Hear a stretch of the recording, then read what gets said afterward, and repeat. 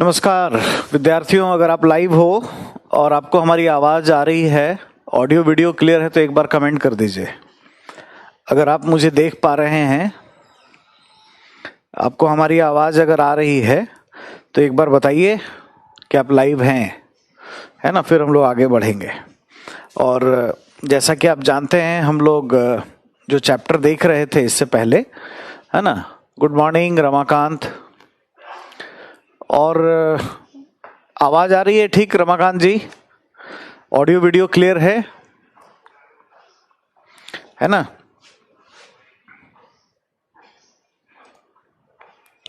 Arjun good morning, सब ठीक है?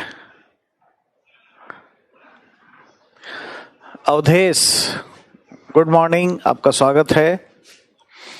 और विशेष आपका स्वागत है। Pooja you are welcome in my class. Jyoti you are welcome.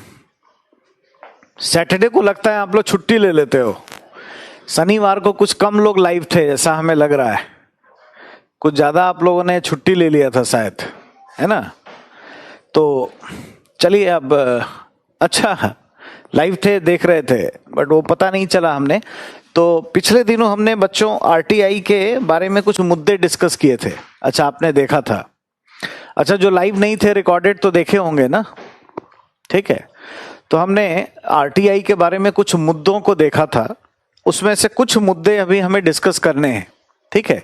और फाइनली उसके बाद जो है हम लोग चले आएंगे अपने कंटेंट पर, और हम लोग स्टार्ट कर देंगे देखना ये कि सिटीजन चार्टर क्या होता है। अगला चैप्टर जो है हमारा वो सिटीजन चार्टर से रिलेटेड होगा, ठीक है।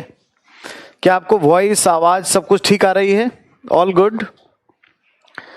साउंड और वीडियो ठीक है, क्लियर है? किसी का कोई प्रॉब्लम तो नहीं हो रही है? एक बार कमेंट करके बता दीजिए तो मैं आगे बढ़ता हूं। चलिए ठीक है, ठीक है, ठीक है। Okay okay, thank you, thank you, thank you so much, है ना। Okay okay, done. देखिए, आरटीआई के बारे में हमने दो मुद्दे को डिस्कस किया था।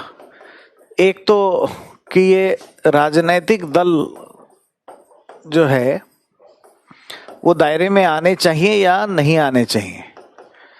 दूसरा हम लोगों ने ये देखा था कि जो आरटीआई का कानून है, आरटीआई एक्ट, इसको लागू करने से खर्च बहुत ज़्यादा बढ़ रहा है ना। गैर योजनागत व्यय, नॉन प्लान्ड, गैर योजनागत व्यय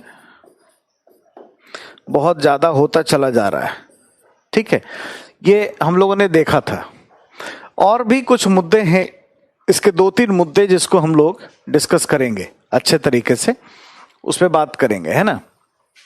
जैसे इसके जो इंटेलेक्चुअल प्रॉपर्टी वाली जो विषय वस्तु है उस पर भी हमें बात करनी है। पिछले साल यानी जुलाई 2013 में सरकार ने कुछ अमेंडमेंट इसमें किए थे, उन अमेंडमेंट के कॉन्टेक्स्ट में भी हमें बात करनी है, ठीक है। तो संशोधन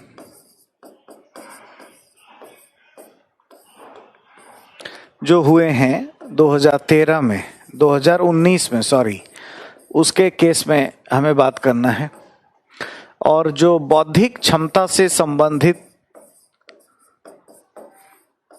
बौद्धिक संपदा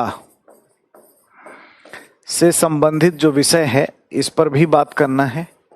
और तीसरी बात ये करना है कि जो निजी प्रशासन है, निजी प्रशासन, प्राइवेट जो एडमिनिस्ट्रेशन है, वो एग्जैक्टली उस पर क्यों नहीं लागू होता है आरटीआई का कानून। ये तमाम चीजें हमें देखनी है। Good morning Indrani, good morning. आप लोगों को पीडीएफ मिल गया है।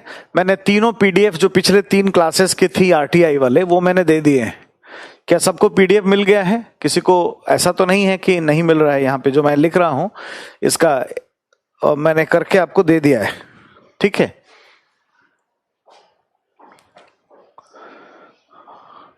हाँ, देखिए क्वेश्चन अर्जुन ने बहुत अच्छा बताया। देखो जो क्वेश्चंस पेपर आते हैं, आप देखो एक भी कॉन्स्टिट्यूशन का क्वेश्चन है, संविधान का उद्देशिका, मूल अधिकार, इनसे एक भी क्वेश्चन आया है? नहीं आया है। तो पॉलिटी से ज्यादा क्लासेस जो है वो किसकी होनी चाहिए? एग्जैक्टली किससे होनी चाहिए? गवर्नेंस से होनी चाहिए। नहीं, आरटीआई पे भी सवाल आया हुआ है, अभी डिस्कस करने जा रहे हैं ना, ये वाले मैटर पे सवाल आया था, अभी तो कंप्लीट हुआ ही नहीं है।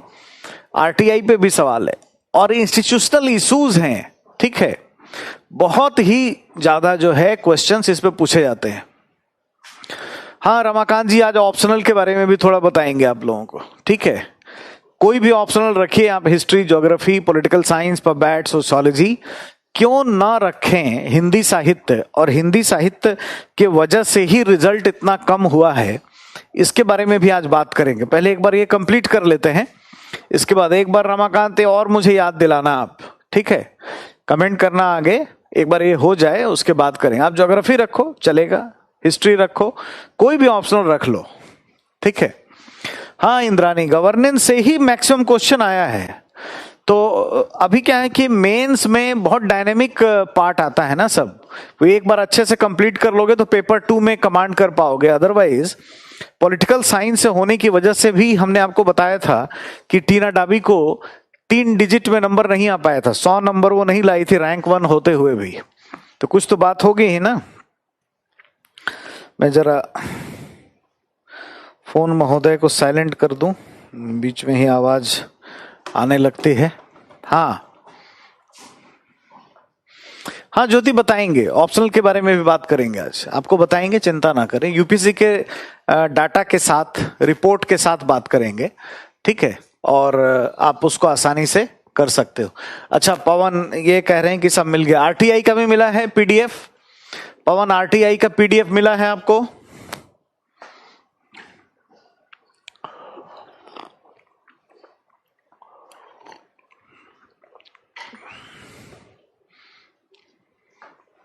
एक बार बता दीजिएगा अगर वो भी मिल गया होगा तो, ठीक है। चलिए, नहीं मिला है, अच्छा ठीक है, मैं आज रिमाइंड कर दूंगा, एक बार रिमाइंड कर दूंगा कि सारे पीडीएफ जो हैं वो दे दें। और मैंने यहाँ से दे दिए हैं अपने तरफ से, जो भी मैंने एग्जिट किया था यहाँ पे वो सारे पीडीएफ दिए हैं बच्चों को, ठीक है। चलिए मैं रिमाइंड भी कर दूंगा। देखिए 2019 में आरटीआई एक्ट में क्या संशोधन हुआ। आप आरटीआई एक्ट पढ़ चुके हो, 2005 का ये कानून है, ठीक है, और इसके क्या प्रावधान हैं, महत्वपूर्ण प्रावधानों के बारे में हम लोगों ने बात किया हुआ है, ठीक है। हम लोगों ने ये भी बात किया हुआ है कि इसका जो क्रियान्वयन है उसमें क्या क्या चुनौती है, कमियां क्या हैं, पॉलिटिकल पार्टी के कॉन्टेक्स्ट में भी बात किया है। कुछ संशोधन किए गए इसमें, जुलाई है ना 2019 में कुछ संशोधन किया गया था सरकार के द्वारा, और यूपीएससी ने क्वेश्चन भी पूछ डाला है इस पर। अभी आपका देखिए क्लास चल ही रहा है यूपीएससी का, अभी 2020 का सवाल भी है, क्वेश्चन भी इस पर आ गया है ना, कि हाल में जो आरटीआई कानून में जो चेंजेस किए गए हैं, संशोधन जो किए गए हैं, वो संशोधन किस तरीके से मतलब कार्यपालिका के द्वारा अतिक्रमण करते हुए दिखा रहे हैं या एंटी डेमोक्रेटिक हैं, एक तरीके से उसकी आलोचना वाले प्रश्न पूछे गए थे। ज्यादातर जो प्रश्न पूछे जाते हैं वो इश्यूज बेस्ड होते हैं ना कोई मुद्दे होंगे तो आएंगे, और वो सवाल यहाँ पे पूछा गया था, ठीक है। संशोधन क्या हुआ था, देखिए सीआईसी के बारे में आप जानते हो और एसआईसी के बारे में जानते हो, इन्हीं से संबंधित कुछ संशोधन रखे गए, है ना, ठीक है। और कायदे से इनके जो मेंबर हैं, इनके वेतन, सेवा की शर्तों,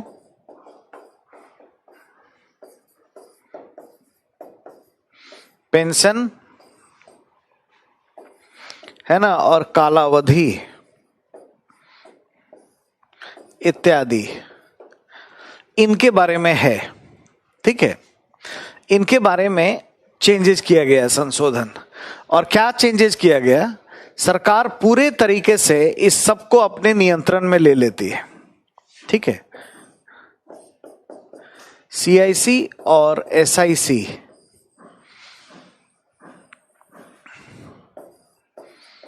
के संबंध में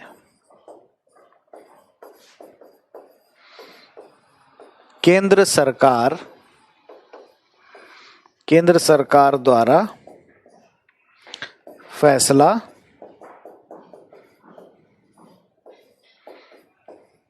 किया जाना है। जैसे अगर पिछली क्लास को आप याद करेंगे तो हमने आपको ये बताया था कि सीआईसी के और एसआईसी के मेंबर्स को कैसे चुना जाता है, ठीक है। तो राष्ट्रपति द्वारा CIC, central information commission, state information commission के सदस्यों और अध्यक्ष की नियुक्ति राज्यपाल के द्वारा होती है और वो एक समिति के सलाह पर काम करते हैं। केंद्र में प्रधानमंत्री की अध्यक्षता में समिति होती है जिसमें one nominated minister by the prime minister and leader of opposition Lok Sabha, ये 3 लोग मिलकर के जिसको कहते हैं उनकी नियुक्ति होती है। ऐसे ही राज्य में राज्यपाल के द्वारा नियुक्ति होती है, लेकिन चीफ मिनिस्टर के नेतृत्व में एक समिति इसको तय करती है जिसमें one nominated minister by the chief minister and leader of opposition Vidhan Sabha ये यहाँ पे शामिल होते हैं, ठीक है। और इन सबके अकॉर्डिंग यहाँ पर काम होता है, ठीक है।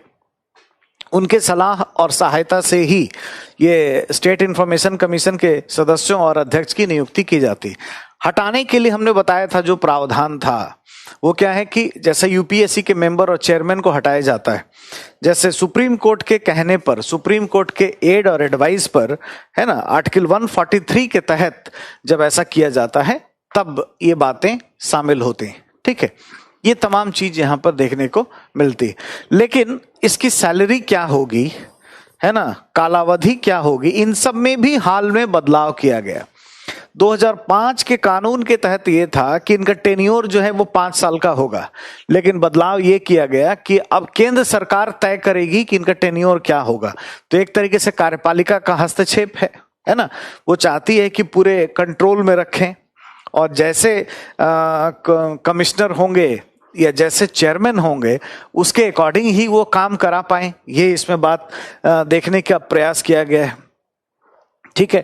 एक तरीके से पेंशन वगैरह समाप्त करने की बात इसमें है। और वेतन क्या होगा इसके बारे में आर्टिकल जो एक्ट था 2005 का, उसमें ऐसी व्यवस्था थी कि जैसा चीफ इलेक्शन कमिश्नर को जो वेतन और सेवा की शर्तें दी जाती हैं वो किसको दी जाएंगी? सेंट्रल इंफॉर्मेशन कमीशन के चेयरमैन को वो दिया जाएगा और इसके सदस्यों को वैसी ही सुविधाएं, वैसे ही वेतन और सेवा की शर्तें दी जाएंगी जैसे इलेक्शन कमिश्नर्स को देते हैं, ठीक है। और राज्य के स्तर पर एसआईसी के चेयरमैन को वैसे दिया जाएगा जैसे इलेक्शन कमिश्नर्स को जो वेतन और सेवा की शर्तें दी जाती हैं। और अन्य जो मेंबर होते हैं स्टेट इंफॉर्मेशन कमीशन के, उनके वेतन और सेवा की शर्तें वैसी होंगी जैसे चीफ सेक्रेटरी को दी जाती है, राज्य के मुख्य सचिव को, जिसके बारे में मैंने आपको पढ़ाया भी है। मुख्य सचिव काफी प्रभावी होता है, उसको बेहतर वेतन और सेवा की शर्तें दी जाती हैं। तो इस तरह की व्यवस्थाएं 2005 के कानून में थी, लेकिन केंद्र सरकार ने ये कहा कि अब ये केंद्र तय करेगा कि किसको कितना वेतन दिया जाएगा, ठीक है। तो ये बदलाव इसमें हो रहा है। एक अगर लिस्ट हम बना लें ऐसा कि 2005 के एक्ट में क्या था प्रावधान, ये अगर देख लें, और 2019 में संशोधन क्या किया जा रहा है, तो इससे एक समझबूझ हमारी अच्छी बन सकती है, बेहतर अंडरस्टैंडिंग हमारी हो जाएगी, ठीक है। और इसमें हम ये कह सकते हैं कि जैसे कार्यावधि इनकी जो है या कार्यकाल हम कह लें जो रखी गई थी, हम बात किसकी कर रहे हैं? सीआईसी और एसआईसी के कॉन्टेक्स्ट में। ये क्या था? 5 इयर्स। अब क्या इसमें कर दिया गया है? केंद्र सरकार तय करेगी।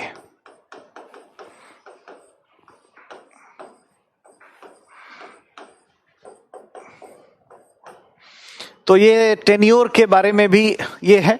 मान लीजिए कोई व्यक्ति आकर के अच्छे से काम करे और वो गवर्नमेंट के अगेंस्ट में, चूंकि आरटीआई में जो भी मांगा जाएगा वो क्या होगा, सरकार के विरुद्ध ही होगा।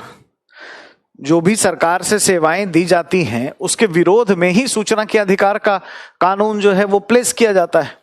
तो उस पर केंद्र एक तरीके से अपना कंट्रोल बढ़ाते जा रहा है। दूसरा, जो वेतन और सेवा की शर्त है, जैसे पेंशन की अगर हम बात करें तो एग्जैक्टली ये यहां पर उसकी समाप्ति की बात हो गई ओवरऑल, ठीक है। और वेतन एवं सेवा की शर्तें अगर इसकी हम बात करें तो चुनाव आयोग के जो मुख्य चुनाव आयुक्त हैं, मुख्य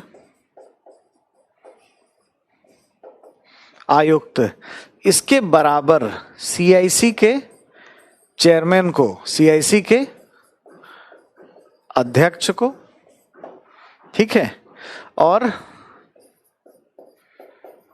चुनाव आयुक्तों के बराबर सीआईसी के सदस्य को यहां रखा गया है।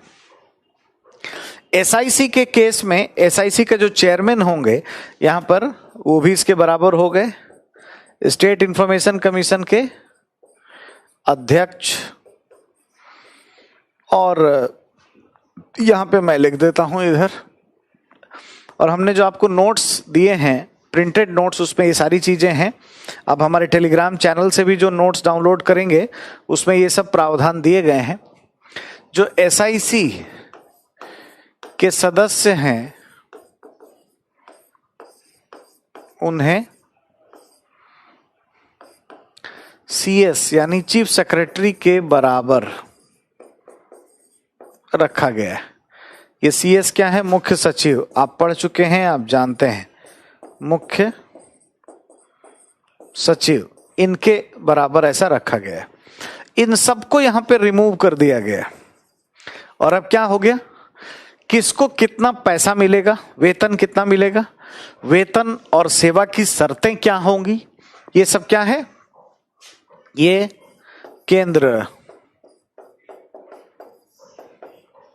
सरकार के द्वारा तय किया जाएगा। ये एक तरीके से बदलाव है। आप लिख रहे हैं, नोट कर रहे हैं ना, बहुत ही इंपॉर्टेंट है। और आपने देखा कि इसका इंपॉर्टेंस क्या है और किस तरीके से डायनेमिक एरिया से सवाल बनाते हैं। सवाल भी यूपीएससी ने पूछ दिया है। तो अभी जो दो मुद्दे, जो पॉलिटिकल पार्टी वाला मामला था वो भी आएगा भविष्य में, उस पर भी आप अच्छे से तैयारी करेंगे। जो नहीं आया है ना, जहां से क्वेश्चन नहीं पूछा गया है, वो यूपीएससी के लिए बहुत ही इंपॉर्टेंट हो जाता है। यहाँ पे पॉइंट, इसके कंपैरिजन करने से हमें क्या देखने को क्या मिलता है, हमें ये देखने को मिलता है इसका क्या प्रभाव हुआ। जो हाल का संशोधन है उस पर आलोचना किन किन बिंदुओं को लेकर के है। हाल के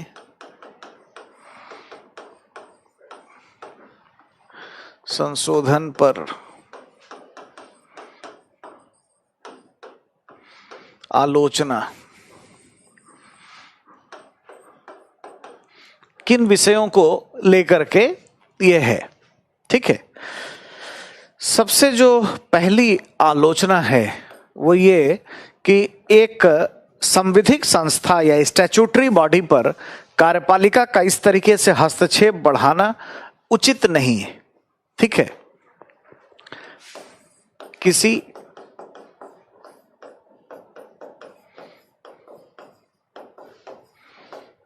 संविधिक संस्था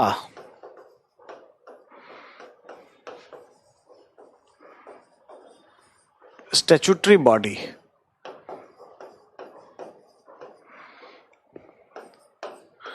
पर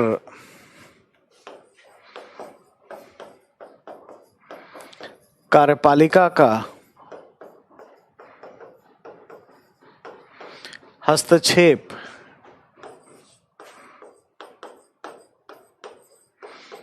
बढ़ाने का प्रयास किया गया। ठीक है, ये बात है, राइट। तो आप देख रहे हैं कि केंद्र सरकार किस तरीके से कंट्रोल करती जा रही है, क्या इम्पैक्ट है, क्या संशोधन इसमें प्लेस किया गया था। ठीक है। दूसरा, सीआईसी और एसआईसी के अध्यक्ष या सदस्य यदि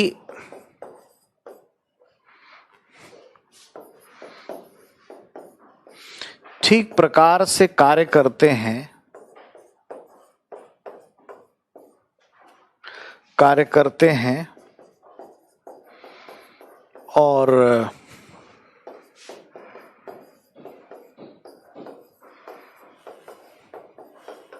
और सरकार के लिए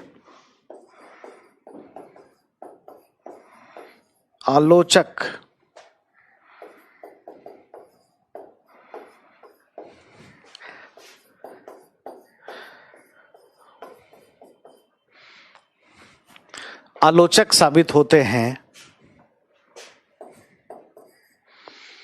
सीआईसी ऑब्लिक एसआईसी के अध्यक्ष ऑब्लिक सदस्य यदि ठीक प्रकार से कार्य करते हैं और सरकार के लिए आलोचक साबित होते हैं तो उन पर कार्रवाई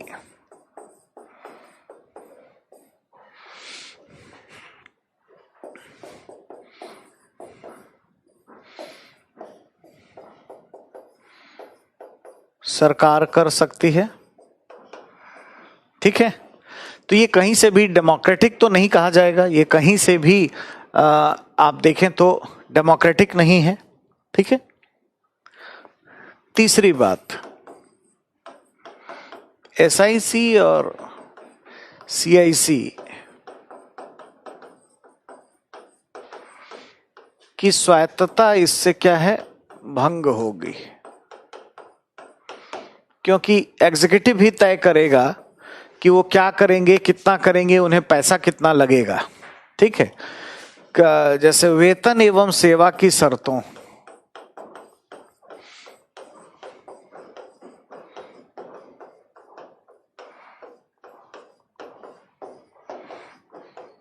नियंत्रण करके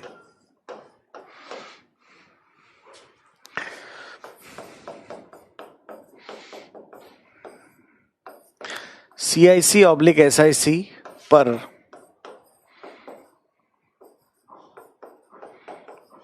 कार्यपालक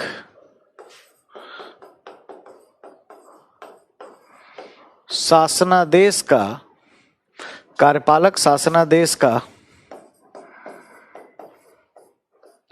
प्रभाव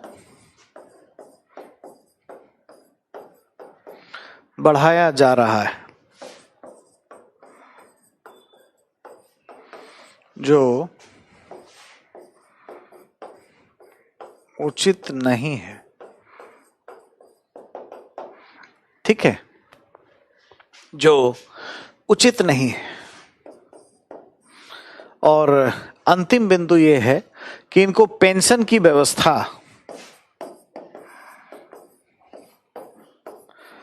पेंशन जैसी व्यवस्था से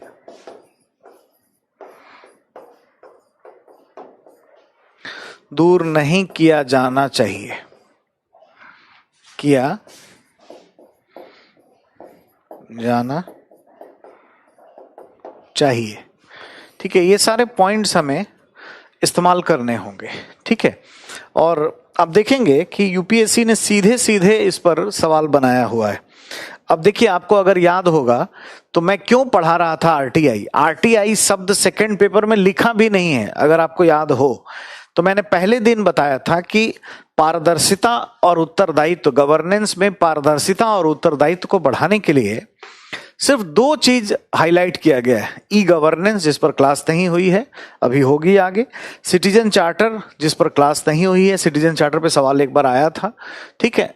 ये दो चीज लिखा हुआ है और लिखा है इत्यादि, इत्यादि में लोकपाल भी आ जाएगा, इत्यादि में सामाजिक लेखा परीक्षण आ जाएगा, सर्विस गारंटी एक्ट आ जाएगा, आरटीआई भी उसमें शामिल हो जाएगा, ऐसा हमने कहा था। और देखिए क्वेश्चन इस पर आ गया, ठीक है। ये थोड़ा सा इस पार्ट को लेकर के प्रश्न पूछा गया। अगर मैं देखूं कि क्या क्वेश्चन पूछा गया है, मैंने भी ठीक से देखा नहीं, आपके साथ ही क्लास में देखते हैं। मैं आपके सामने मेंस क्वेश्चंस पेपर 2 निकाल रहा हूं अभी, है ना।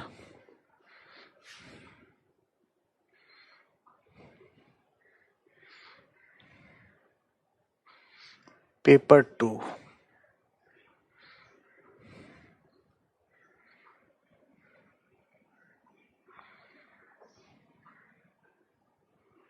देखिए, ये क्वेश्चन अगर आप देख पा रहे हो तो मैं आपको दिखाना चाहूंगा। देखिए क्या प्रश्न है,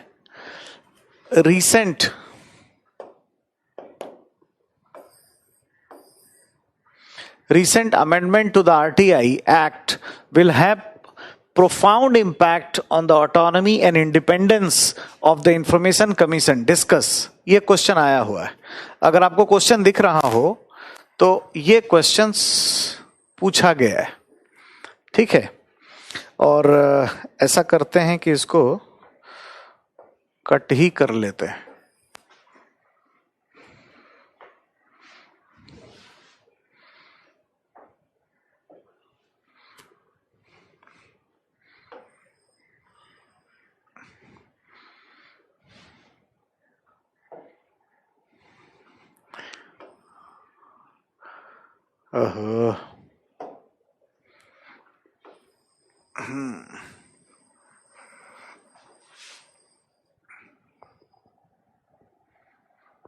उसको कट ही कर देते हैं।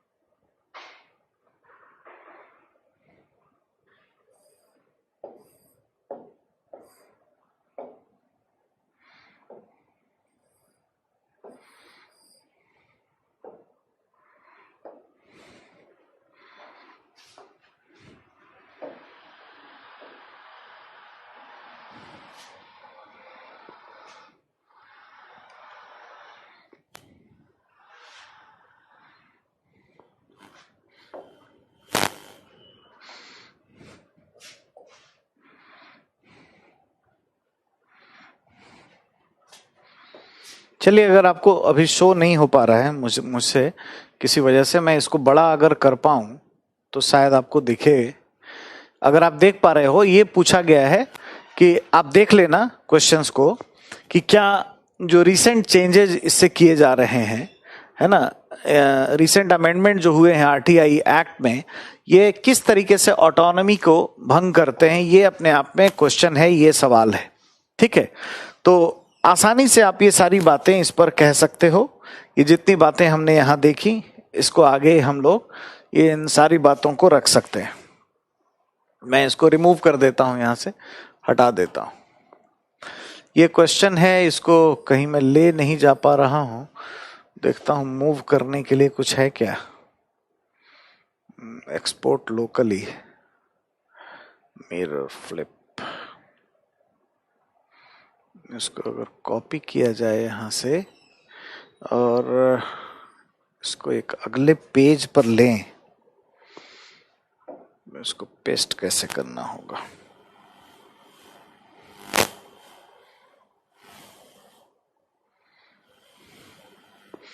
चलिए कोई नहीं, मैं यहीं छोड़ देता हूं इस पेज को। अगर आप इसको देख पाओगे, ये बीच वाले एरिया में ही है ये क्वेश्चन।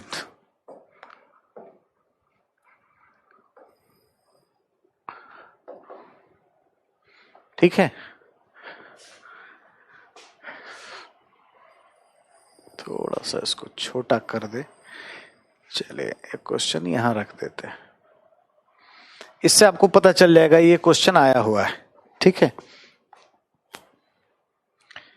पेज चेंज करने पे नहीं आ रहा है रमाकांत, मैंने कर दिया, यहीं पे सेट कर दिया इसको, तो आप इसको देख लेना।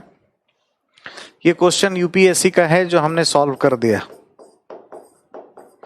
यूपीएससी 2020 का सारे डायमेंशन मैं खुद करूंगा, आपको कोई किसी तरह से कोई परेशान होने की जरूरत इसमें है ही नहीं। ठीक है, और आसानी से आप यहां पर उसको लेकर के आ सकते हैं। ठीक, तो अभी हम लोगों ने देख लिया कि ये पेज एक एक्स्ट्रा है, उसको हटा दें। ठीक है, हाल के समय में क्या संशोधन हुआ, क्या चुनौती हुआ, तो पूरे तरीके से ये प्रश्न पूछा ही गया है कि क्या डेरोगेटरी होगा, क्या उस पर प्रभाव होगा। तो ऐसा भाई होना नहीं चाहिए, इसकी आलोचना की जानी चाहिए। इसलिए आपने ये देखा कि कई तरह के प्रश्न ऐसे पूछे जाते हैं जो सरकार के क्रिटिसिज्म वाले होते हैं। कई बार बच्चों को ये बता दिया जाता है कि नहीं, सरकार की आलोचना नहीं करनी है, ऐसा नहीं। अब ये जो सवाल पूछा गया था, सिंपल, इसमें क्या है, सरकार की आलोचना को ही दिखाना है, पूरे तरीके से क्रिटिसिज्म को ही दिखाना है कि हाँ ये जो रिसेंट अमेंडमेंट है ये अच्छा नहीं है और ऐसा होना नहीं चाहिए। ठीक है, ये एक मुद्दा हुआ। अब हमें दूसरे मुद्दे पर बात करनी है, ये हमने देख लिया है ना। अब इसके बौद्धिक संपदा वाले मैटर पर देखेंगे कि क्या बौद्धिक संपदा से संबंधित मामला है। ठीक है, और फिर हम आगे उस पर बात करेंगे और आगे जाएंगे। ठीक है, बौद्धिक संपदा, बौद्धिक संपदा का मामला क्या है आरटीआई कानून में। देखिए हुजूर, ऐसा है कि जो आरटीआई एक्ट है ना, आरटीआई एक्ट 2005, इसके सेक्शन 8 में दिया गया है अपवाद की बातें, कि यदि कोई सूचना मांगता है ना, और उसको साबित कर दिया जाता है कि वो उसका क्या है, इंटेलेक्चुअल प्रॉपर्टी है, तो आप उसे फोर्स अप्लाई नहीं कर सकते। इंटेलेक्चुअल प्रॉपर्टी कहने पर फोर्स अप्लाई नहीं किया जा सकता, आप उस पर बंधनकारी प्रावधान अपने आरोपित नहीं कर सकते। ठीक है, इसमें प्रावधान ये है, इस पे ध्यान देना है कि यदि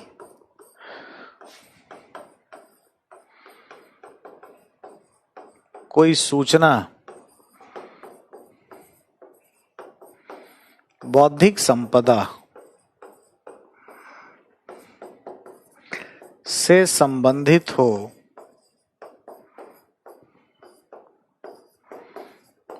तो उसे बौद्धिक संपदा से संबंधित हो तो उसे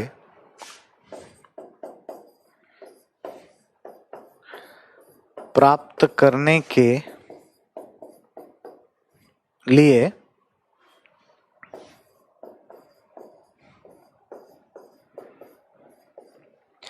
बाध्य नहीं किया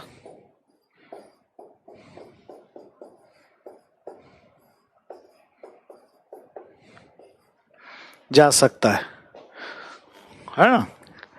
ये आप ध्यान रखना है, ठीक है। तो कायदे से अगर इंफॉर्मेशन, सेकंड पार्टी इंफॉर्मेशन मांगी गई है और उसमें इस तरह की बातें होती हैं तो आप उसको बाध्य नहीं कर सकते। हालांकि इसमें सेक्शन 8B भी है, 8B, जिसमें सुरक्षा की एजेंसियों को इससे बाहर रखा गया है। सुरक्षा की एजेंसी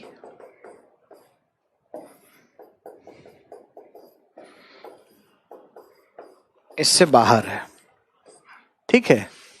जैसे सीबीआई हो गई, पुलिस की संस्थाएं हो गई, डिफेंस के इंटेलिजेंस हो गए, रॉ हो गया, ये सब बाहर है। एनआईए, ये आरटीआई के दायरे में नहीं आते। ये तो ठीक है, राष्ट्रीय सुरक्षा के लिए ये सही है ना।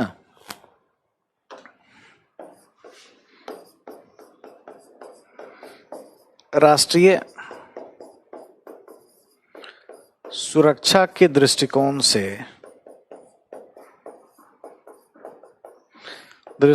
से यह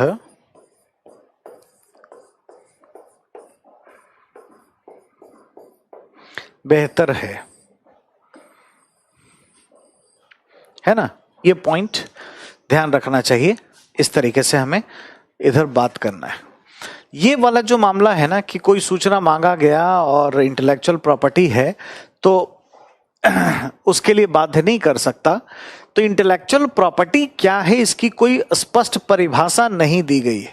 अब ये इसमें जो समस्या है, इसकी चुनौतियां क्या हैं, ये हम लोग देखेंगे। चुनौती अगले पेज पर देखते हैं और इस पर बात करते हैं, ठीक है, कि क्या प्रॉब्लम है।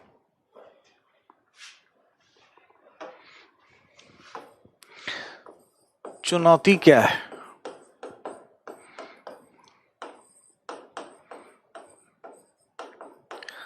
बौद्धिक संपदा की स्पष्ट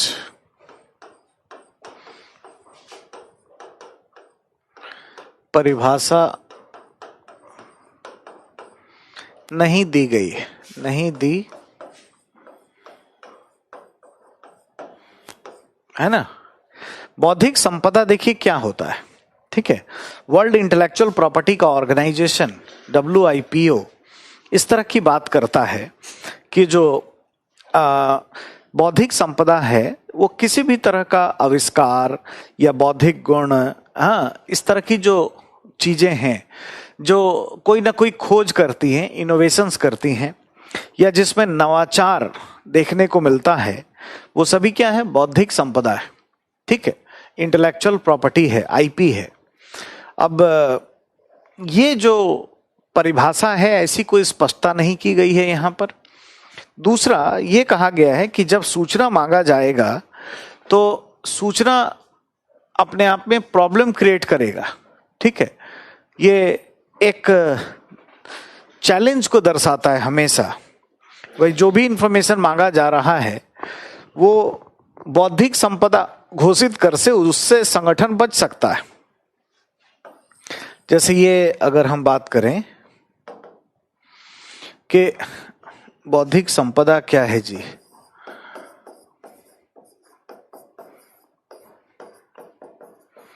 बौद्धिक संपदा में प्रॉब्लम क्या है ना। जब इंफॉर्मेशन मांगा जाएगा, जब सूचना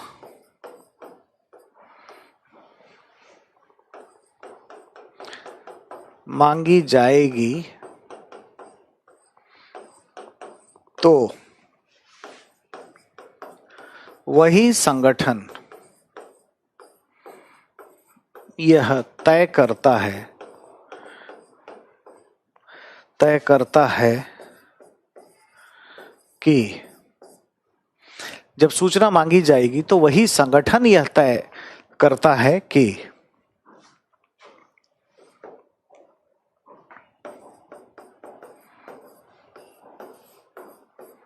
वास्तव में यही तय करता है कि वास्तव में मांगी गई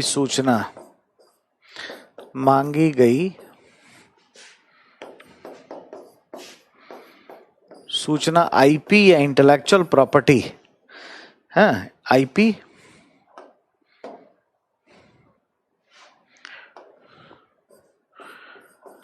है या नहीं है।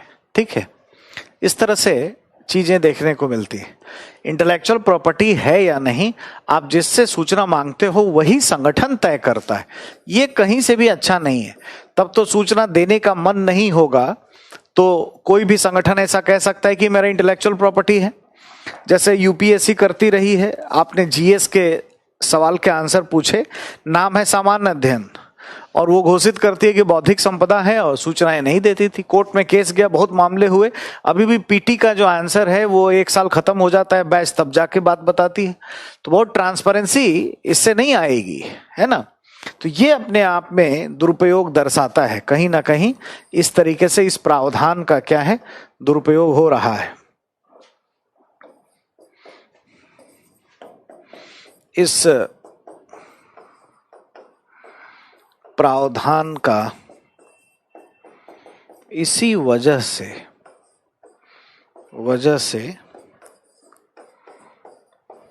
दुरुपयोग हो रहा है। इसके लिए सुधारने का उपाय क्या है? इसमें तत्काल अमेंडमेंट करने की आवश्यकता है, इसको बदलने की आवश्यकता है। अतः इसमें तत्काल बदलाव करना चाहिए, इसकी हम बात इसमें करेंगे। ऐसे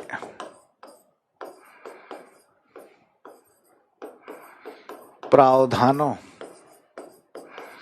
में संशोधन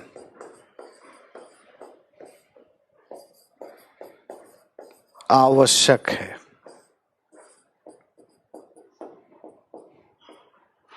ठीक है, इस पे हमें ध्यान देने का जरूरत है। ठीक है, तो जब तक ये चेंज नहीं करेंगे तब तक कोई फायदा नहीं होगा।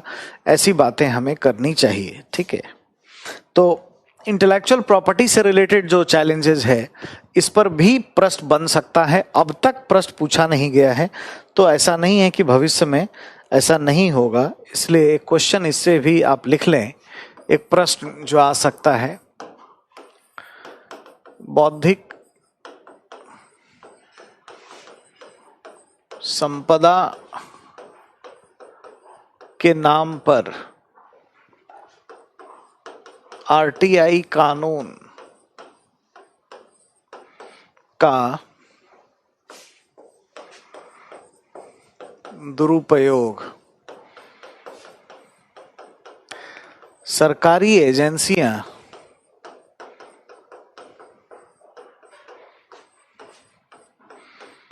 कर सकती हैं।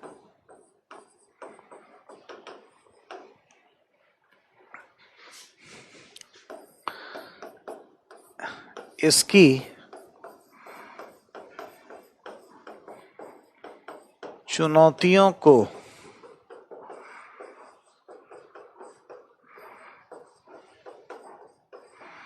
समझाएं और सुधार के उपाय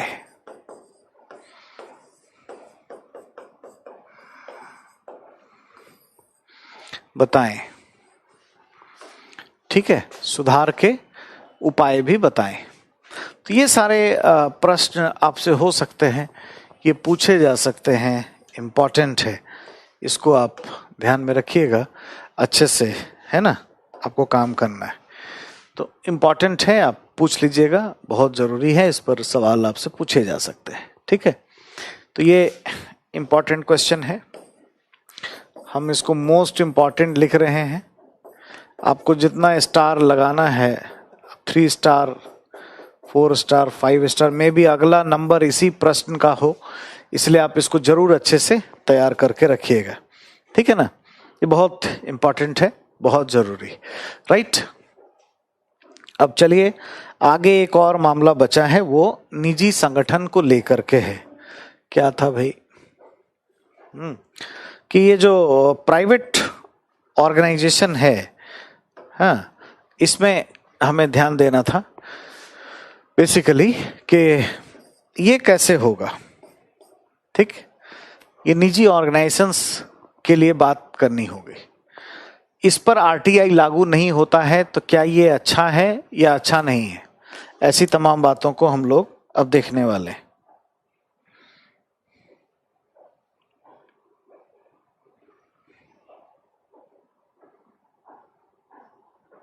ठीक है,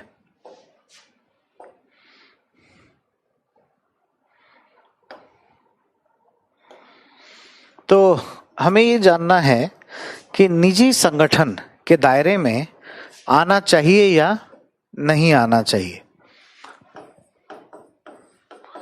निजी संगठन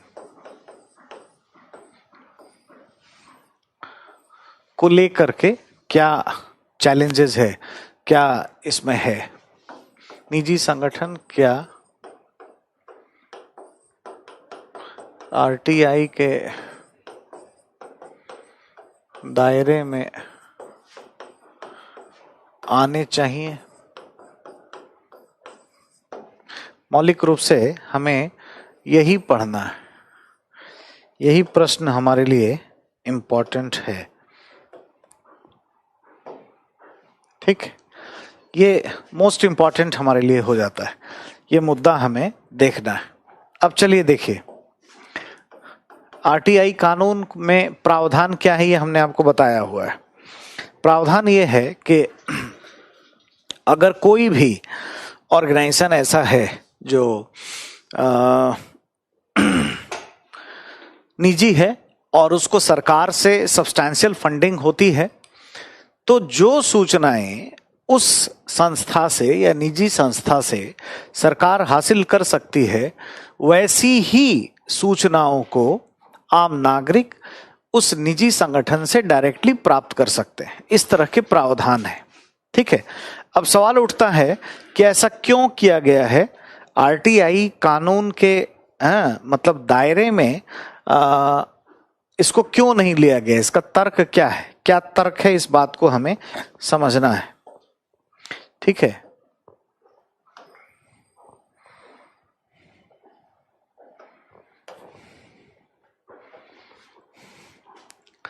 आरटीआई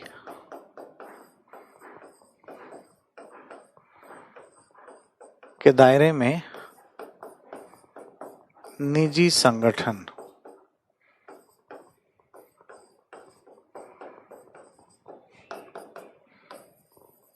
नहीं होते, है ना?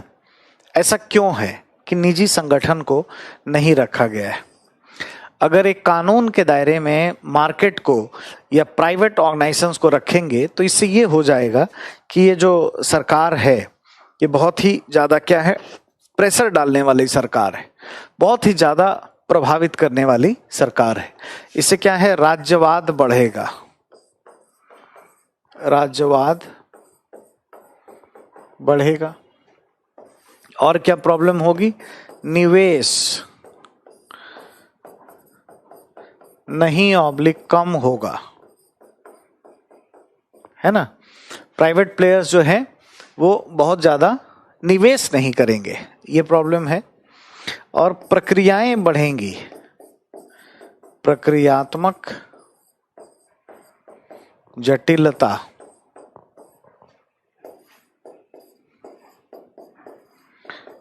का विकास होगा, प्रक्रियात्मक जटिलताएं नहीं होंगी। बहुत ज्यादा जो है चैलेंजेस जिसमें देखने को मिलेंगे। ठीक है, नेक्स्ट क्या है, जब आरटीआई के दायरे में ऐसा रखोगे तो निरुत्साहित होंगे, बाजार के निरुत्साहित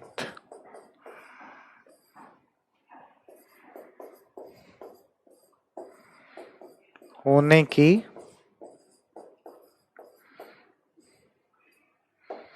संभावना हो जाएगी, है ना?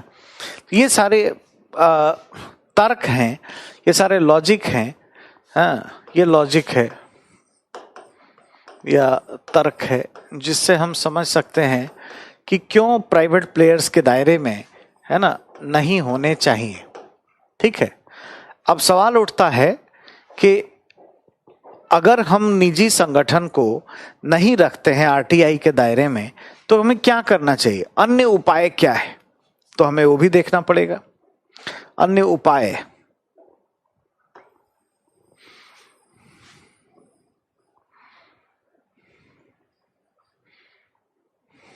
ठीक है, क्या हमें करने चाहिए।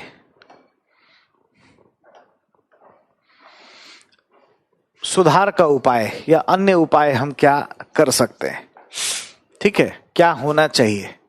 तो आरटीआई के दायरे में मत रखिए, क्योंकि इससे क्या होता है, इससे स्टेटिज्म बढ़ता है ना, इससे अति राज्यवाद का विकास होता है, जो गवर्नेंस के लिए अच्छा नहीं है। गवर्नेंस के लिए क्या है, फ्रीडम हो, ऑटोनॉमी हो, ट्रांसपेरेंसी हो, अकाउंटेबिलिटी हो, इस पर ज्यादा बल दिया जाता है। जो प्राइवेट प्लेयर्स हैं, प्राइवेट प्लेयर्स को अलग से ओम्बड्समैन के चीजों से जोड़ा जाए, है ना, ओम्बड्समैन।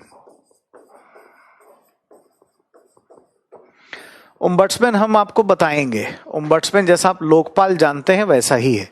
ये क्या करने के लिए होता है, शिकायत निवारण के लिए। शिकायत निवारण के लिए होगा, उपभोक्ताओं के शिकायत को दूर करने के लिए ओम्बड्समैन जैसी संस्था होती है और होनी चाहिए। दूसरा, जो उपभोक्ता कानून है, उपभोक्ता कानून 1986 का विस्तार करना। जैसे जो भी उपभोक्ताओं के हित की बात है उसके लिए हम कानून बना सकते हैं, और ज्यादा से ज्यादा कंज्यूमर कोर्ट अगर हो, उसके लिए संस्थाएं हों, तो चीजें बेहतर हो सकती हैं और कोई इसमें समस्या नहीं होगी। ठीक है, ये बहुत जरूरी है। ठीक है, इतना ही नहीं, ओम्बड्समैन तो हम रखते ही हैं। ओम्बड्समैन के साथ अगर हम निजी संगठनों में स्वतः उनको कंपटीशन थोड़ा सा दे दें, कंपटीशन बढ़ाएं, तो वो खुद भी गलतियां नहीं करते हैं और स्वतः सुधार के लिए प्रयासरत रहते हैं, है ना। तो क्या है, प्रतिस्पर्धा। प्रतिस्पर्धा या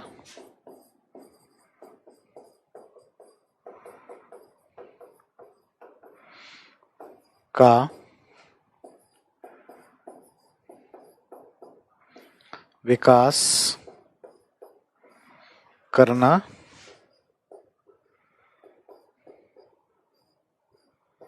चाहिए। प्रतिस्पर्धा का विकास करना चाहिए। ठीक है, ये तमाम बातें आप इसमें रखेंगे। तो एक अगर ये मामला आया, ये प्रश्न अगर बना, तो हमें ये ध्यान देना चाहिए, इस पर बात करनी चाहिए हम लोगों को। और क्या कारण है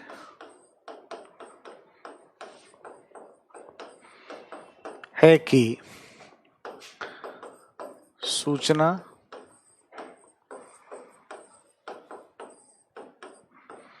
के अधिकार सूचना के अधिकार के दायरे में बाजार या निजी संगठन को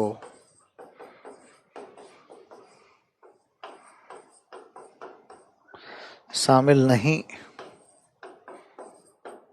किया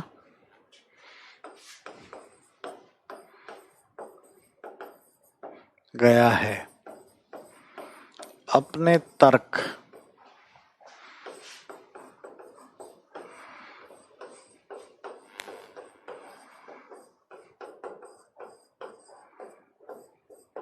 ठीक है, ये एक प्रश्न है, हम इसको कहते हैं कि ये भी इम्पोर्टेंट प्रश्न है। ठीक है, और हमें इस पर जरूर काम करना चाहिए। ठीक है, बड़ा ही महत्वपूर्ण सा सवाल है और आप इसको प्रिपेयर करेंगे आने वाले समय के लिए। मोस्ट इंपॉर्टेंट ये हो जाता है। ठीक है, तो आपके कोई प्रश्न हो, क्वेश्चन हो तो आरटीआई से पूछ लीजिए। हमने आरटीआई का सारा कुछ करवा दिया है, A to Z। आपने देखा कि जो प्रीवियस ईयर में भी जो क्वेश्चन आए हुए हैं उसको भी आप सॉल्व कर सकते हैं, और इसके करंट अफेयर्स को भी हमने ऐड कर दिया, करंट की चीज़ों को। अब ये जो है आने वाले 3-4 सालों में आप मतलब भारी रहेगा, और आसानी से आप सभी चीज़ों को हल कर सकते हैं। जो क्वेश्चन आया हुआ था यूपीएससी में वो भी आपने देखा, ये प्रश्न है, इस पर भी बात हो गई। और ये जो अच्छा सा सवाल था कि जो चेंजेज हुआ ये क्या प्रभाव डालेगा सूचना के आयोगों पर। ठीक है, तो जाहिर है कि अच्छा प्रभाव नहीं डालेगा, ये एंटी डेमोक्रेटिक है, एक तरीके से ऑटोनॉमी पर असर डालेगा। कोई आपकी चिंता हो, कोई प्रश्न आपके पास हो तो आप बता सकते हैं, किसी भी तरह से आपकी कोई अगर और समझ में आने में दिक्कत है कहीं पे। तो अब अगर आप चाहते हैं तो आप लोगों ने कई बार बताया, तो मैं ऑप्शनल के बारे में कुछ बातें बता दूंगा कि क्या स्ट्रैटेजी होनी चाहिए हमारी, है ना। ऑप्शनल की स्ट्रैटेजी हमारी क्या होनी चाहिए, इस पर हम बात करेंगे। ठीक है, चलिए आप लोग आरटीआई के दायरे वाले पॉइंट समझा दीजिए सर एक बार फिर से।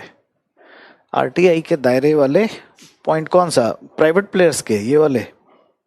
देखिए, निजी संगठनों को ध्यान दीजिएगा, निजी संगठनों को आरटीआई के दायरे में नहीं रखा गया है। क्यों?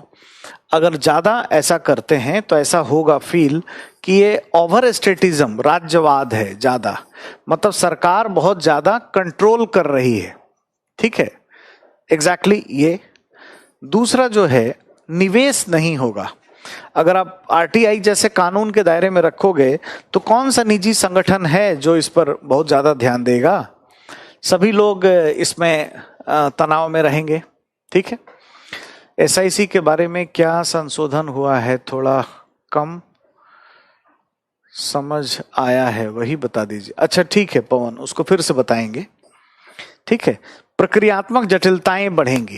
कानून के दायरे में होगा तो क्या होगा, है ना, बहुत ही ज्यादा प्रोसीजर और प्रक्रियाएं लादी जाएंगी, है ना। तो इससे क्या होगा, दिक्कत ही होगी ना। और आज के गवर्नेंस में, गुड गवर्नेंस में क्या है, कम से कम प्रक्रियाओं पर बल दिया जाता है ना। हमारे पास कम से कम प्रक्रियाएं होनी चाहिए।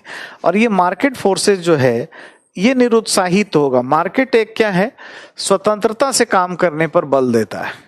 ये सारे पॉइंट्स हैं ज्योति, इसको ध्यान में रखिएगा। ठीक है, अब किसी ने कहा कि क्या चेंजेस किए गए हैं, तो वो हमने यहाँ बताया था, एक लिस्ट तैयार करवाया था, इस पर आ जाइए तो आपको समझ आएगा।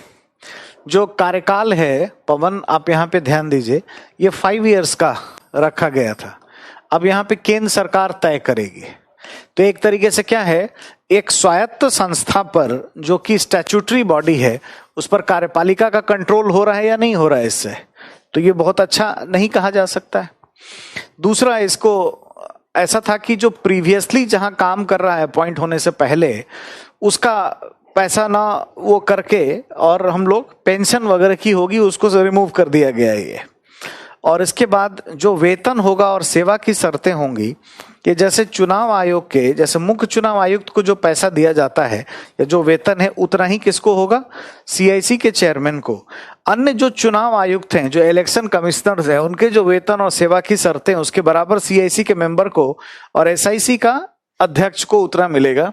और स्टेट इंफॉर्मेशन कमीशन के सदस्यों को उतने वेतन और सेवा की शर्तें दी जाएंगी जो किसी राज्य के चीफ सेक्रेटरी को दी जाती हैं। इस तरह के प्रावधान किए गए थे, इन सब को रिमूव कर दिया गया। और ये हुआ कि अब सेंट्रल गवर्नमेंट विल फाइनलाइज, ये तय करेगी, केंद्र सरकार इसको तय करने वाली है कि एक्चुअल में क्या होगा। ठीक है, ये बात है। तो ये एक तरीके से एक स्वायत्त संस्था पर प्रहार है और कार्यपालिका उसे अपने क्षेत्राधिकार में लेना चाहती है। ये सारी बातें, ये सारे पॉइंट्स हमें ध्यान रखने चाहिए। हमने लिख भी दिया है, यहाँ पे लिखा भी है कि क्या क्या चैलेंजेस हैं, और इसी के अकॉर्डिंग देखिए सवाल भी पूछा गया है। प्रश्न भी आपके सामने है, प्रश्न भी कट करके हमने दे दिया। क्वेश्चन नंबर 2 है ये, जो अभी 2020 का आया हुआ है। ठीक है, अब क्लियर है? कोई और डाउट तो नहीं है किसी को? Any question?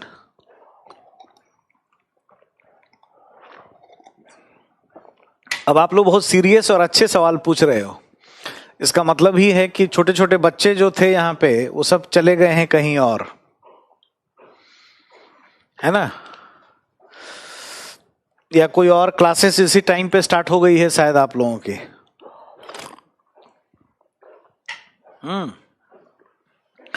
कोई और भी क्लासेस हो रही हैं क्या सेम टाइम पे? मे बी ऐसा होगा। SIC के बारे में क्या संशोधन हुआ है? हो गया? ठीक है, क्लियर है? चलिए तो आगे बढ़ जाते हैं। और कितने दिनों से आप लोग ऑप्शनल्स के बारे में बात कर रहे हो? हालांकि देखो, मैं पढ़ाता हूं पब्लिक एडमिनिस्ट्रेशन और पॉलिटिकल साइंस, दोनों ही ऑप्शनल में पढ़ाता हूं। मैं इसको स्टार्ट करने से पहले ही एक डिस्क्लेमर दे देता हूं, मैं कुछ नहीं कह रहा हूं कि आप यही ऑप्शनल लीजिए। मेरा ये कोई प्रपोजल नहीं है, ये बताने का उद्देश्य नहीं है कि आप पब्लिक एडमिनिस्ट्रेशन ले लीजिए या फिर पॉल साइंस आप ले लीजिए, ये हम नहीं कह रहे हैं। आप ज्योग्राफी लीजिए, आप हिस्ट्री लीजिए, सोशियोलॉजी ले लीजिए, ठीक है, इवन फिलॉसफी ले लीजिए, हालांकि थोड़ा सा उसे बचना चाहिए, that should be the last option. लेकिन मैं ये नहीं कह रहा हूं कि ये लो, जिसका लेने का, सब्जेक्ट के चयन करने का अपना कुछ आधार होता है, उसको ध्यान में रख करके काम करना चाहिए। मैं सिर्फ एक ही कह रहा हूं कि हिंदी साहित्य मत लो, और अगर लो तो ऐसा व्यक्ति हिंदी साहित्य ले जिसका बैकग्राउंड है, तभी वो ले, अन्यथा न ले। क्यों ऐसा है, इस बात को हम समझेंगे और अभी आपको साबित करेंगे, ठीक है? और हम लोग देखेंगे अभी कि ऑप्शनल की क्या भूमिका है, क्या है। अगर आपको स्क्रीन पे थोड़ा दिख रहा है तो आप देख रहे हैं कि वैकल्पिक विषय जो होते हैं ये 250 नंबर के होते हैं और महत्वपूर्ण होते हैं। 500 नंबर में से आप 300 नंबर, 300 प्लस मार्क्स जो है आप ऑप्शनल से ला सकते हो, ठीक है? आप इससे इतने नंबर ला सकते हैं। एक कट ऑफ लिस्ट मैं आपको दिखा रहा हूं जिसमें 2018 तक के प्रावधान हैं, और मैं थोड़ा इसको बड़ा भी कर देता हूं ताकि आपको अच्छे से दिखे, ठीक है? अब ये दिख रहा होगा। जनरल कैटेगरी का जो कट ऑफ है वो 774 नंबर है मेंस का, ठीक है? 774 नंबर में एक बड़ी भूमिका है। 774 में से माइनस करोगे 300 ऑप्शनल का लगभग, तो कितना बचेगा? 4, 7, ये 474। ऐसे में किसी भी है ना बच्चे को अगर आप देखोगे थोड़ा भी एवरेज भी है तो उसको नंबर आता है। चलो 124 नंबर हम ऐसे के लिए लगभग रखते हैं, तो कितने नंबर होंगे? 350 नंबर जीएस में हमें लाना पड़ेगा। जीएस के लिए इतना मार्क्स कोई बहुत बड़ा मुश्किल मार्क्स तो नहीं है, लेकिन ये नीचे के कट ऑफ की बात है, हमें थोड़ा ज्यादा करना चाहिए। अगर यहाँ पर हम जीएस में 450 नंबर लेकर के आए, ऐसे में अगर 150 नंबर जो कि मेहनत करने से होगा, है ना, तो अच्छा हो सकता है। जीएस में भी अच्छे नंबर आपको तब मिलेंगे जब आप एथिक्स में बहुत अच्छा करोगे।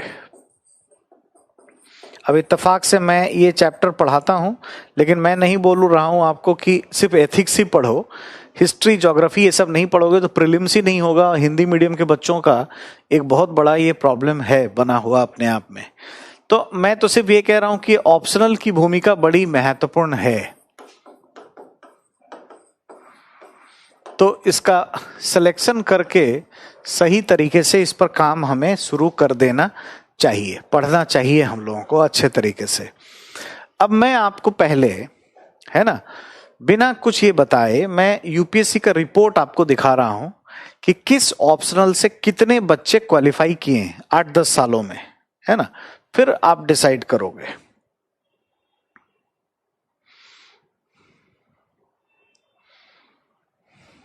ठीक है, ये हिंदी माध्यम का पीटी का है जो बहुत अच्छा नहीं है ना।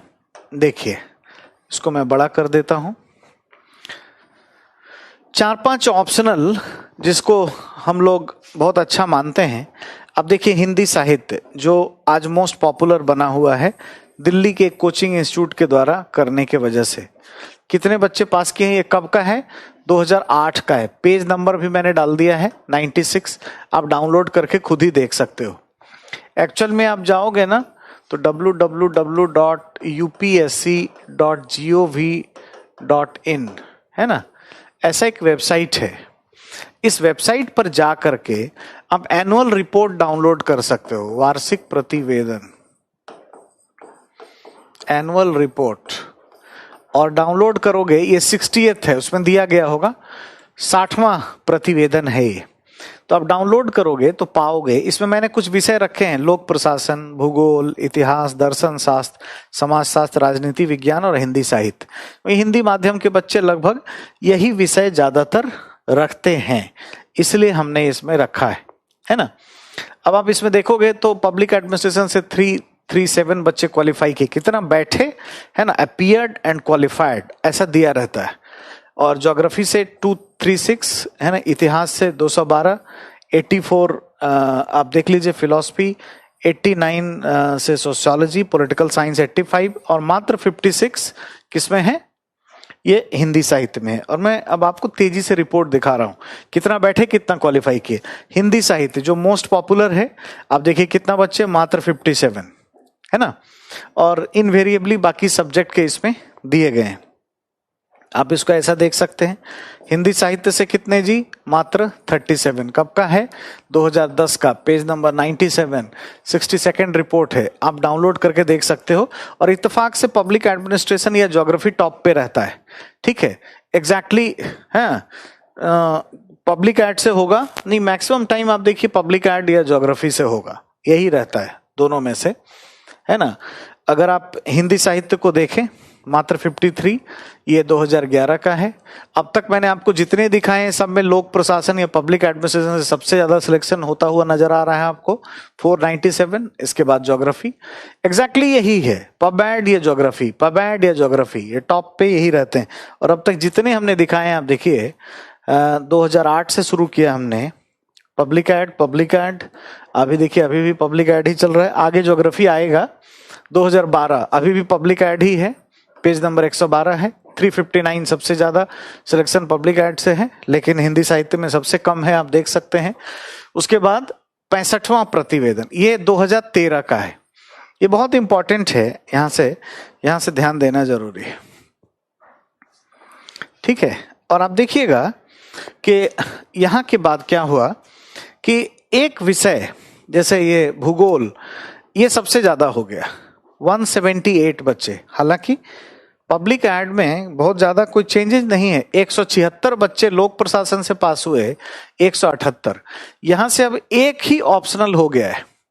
2013 की बात करें, पेज नंबर 87 पर आ जाइए, 65वां प्रतिवेदन है और यह है 2013 का। ठीक है, और आप देख सकते हैं ज्योग्राफी, उसके बाद पब्लिक एडमिनिस्ट्रेशन। हिंदी साहित्य का क्या हाल है, जरा इस पे गौर फरमाई। कितना है बच्चा जी, कितना क्वालिफाई किया, दिख रहा है, 12, ओनली 12। ये और मैं आपको बड़ा करके दिखाऊं क्या, जिससे आपको ये पता चले। देखो दिख रहा है, ये 12, ओनली 12, ओनली 12, ओनली 12 है ना। तो ये अपने आप में इसकी समस्या है, राइट। अब देखिएगा, जो हिंदी मीडियम सबसे ज्यादा लेना चाहता है, कितना पास कर, 12, ओनली 12, 9, 10, 11 के बाद जो आता है 12, इससे ज्यादा पाली में बच्चे पास करते हैं। सॉरी, पाली मैं कह रहा हूं, सो पाली तो अब सब्जेक्ट ही नहीं है, उसको हटा दे। मैथिली एक नॉर्थ बिहार का साहित्य है, उसमें इससे ज्यादा सिलेक्शन होता है हिंदी साहित्य से। और मुखर्जी नगर में अगर आए नहीं हो तो अच्छा है, आपका भाग्य ठीक है, यहाँ आओगे तो आपको हिंदी साहित्य दिला दिया जाएगा और आपका यही गति होगा। और नाम बताया जाएगा निशांत जैन का, गंगा सिंह राजपुरोहित का। गंगा सिंह राजपुरोहित मेरा विद्यार्थी था, मैं जानता हूं जेएनयू में, जिसका बैकग्राउंड है। ये आपको कोई नहीं कहेगा कि निशांत जैन पीएचडी थे, जेआरएफ होल्डर थे, तब वो क्वालिफाई किए थे। एक दो बच्चों के उदाहरण से सब लोग हिंदी साहित्य क्यों ले रहे हैं पता नहीं, मुझे ये समझ में नहीं आता है। दूसरा, अगर आप इसको देखोगे कि गंगा सिंह राजपुरोहित जो कि हमारे विद्यार्थी रहे, जेएनयू से उन्होंने पढ़ाई किया। अब कोई जेएनयू से हो तो करेगा ही ना, कोई पढ़ाता हो, प्रोफेसर हो तो कर ही लेगा। और कोई नाम बताओ हमें इसके बाद, बच्चे दिखते ही नहीं है ना। तो ये कहानी, ये नंबर याद रखना जी, ओनली 12, ये ध्यान रखो, ये कहानी है। आगे बढ़ते हैं, आगे बढ़े तो कितना हुआ, 22, ओनली 12, ओनली 22, 2014 की बात है, पेज नंबर 90, हिंदी साहित्य कितना है, 2022। और जो गौर फरमाइए, जो देखिए, जो बच्चे हिंदी मीडियम से, जैसे 284 बच्चे मेंस दिए थे 2013 में, और इनकी संख्या बढ़ गई, हिंदी साहित्य में 407 बैठे, फेल ज्यादा किए और मात्र 22 बच्चे पास किए। तो आपको लोग कहेंगे कि हिंदी साहित्य का सिलेबस छोटा है, डायनेमिक नहीं है। पब्लिक एड तो बहुत डायनेमिक है, ज्योग्राफी डायनेमिक है, मत लो, हिस्ट्री बड़ा वास्ट है, ऐसा डराएंगे और आपको हिंदी साहित्य दिलवा देंगे, ठीक है। और जब भी ऐसा होगा तो क्या लाभ होगा, क्या आपका हसर क्या हो रहा है, देखिए ओनली 22, ये 22 बच्चे पास करते हैं यार मात्र, उसको लेने के लिए इतनी बेचैनी है।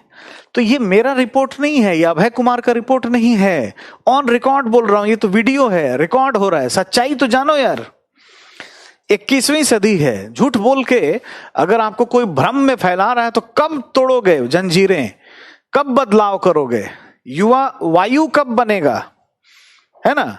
तो चेंज करो, सीखो, और आप खुद जाकर के देखो। मैं कह रहा हूं www.upsc.gov.in पर जाओ और डाउनलोड करो, हिंदी इंग्लिश में है ऑलरेडी, है ना।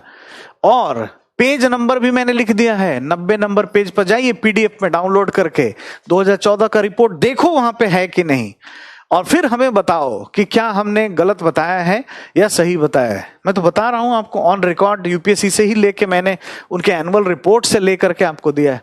क्यों करते हो ऐसा? अब देखो, ज्योग्राफी पहले पर है, उसके बाद पब्लिक एड है, या तो पब्लिक एड होता है या ज्योग्राफी। एक बार आपको सोशियोलॉजी नजर आएगा तो 8-10 साल में अधिकतम बार लोक प्रशासन मिला, दूसरे नंबर पर ज्योग्राफी मिला, 2 साल ज्योग्राफी आपको ज्यादा मिलेगा, और 1 साल आप देखोगे सोशियोलॉजी। ये 2015 का है, 2015 का है, पेज नंबर 95। मैं इसको थोड़ा बड़ा कर देता हूं ताकि आप अच्छे से देख पाएं, है ना। ये है, और आप देखिएगा यहां पर हिंदी साहित्य, मैं बस यही ध्यान दिलाना चाहता हूं। मैं ये बिल्कुल नहीं कह रहा हूं कि आप पब्लिक एड ले लो या पॉल साइंस, व्यक्तिगत चीजों को बिल्कुल ना जोड़ें। बच्चे क्या करते हैं, टीचर से टीचर को थोड़ा लड़वाने झगड़वाने का भी काम करते हैं। इस टीचर का वहां पे जाके बात बोलेंगे, वहां से यहाँ, ऐसे चीजों से बाहर रहिए। ये तो अब ट्रांसपेरेंसी का युग है। आरटीआई पढ़ाया हूं मैंने अभी जस्ट, और आप खुद ही 10 रुपए लगा करके सूचना के अधिकार से भी प्रयोग कर सकते हो। फिर लोग आपको डराएंगे कि हिंदी में नहीं होता है, इंग्लिश में होता है। आरटीआई करके पूछ लो यार, मेरे पास आरटीआई भी है। अगर कोई ये कहता है कि पब्लिक एडमिनिस्ट्रेशन में हिंदी में नहीं होता है, तो मैंने सूचना का अधिकार का प्रयोग करके लिया हुआ है डाटा, हमारे पास वो भी है। कोई आए मेरे से बात करे, मैं बताऊंगा, ठीक है।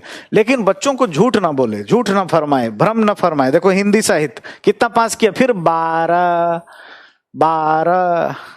9, 10, 11 के बाद 12, ओनली 12, ठीक है। यही तो कहानी है हिंदी साहित्य।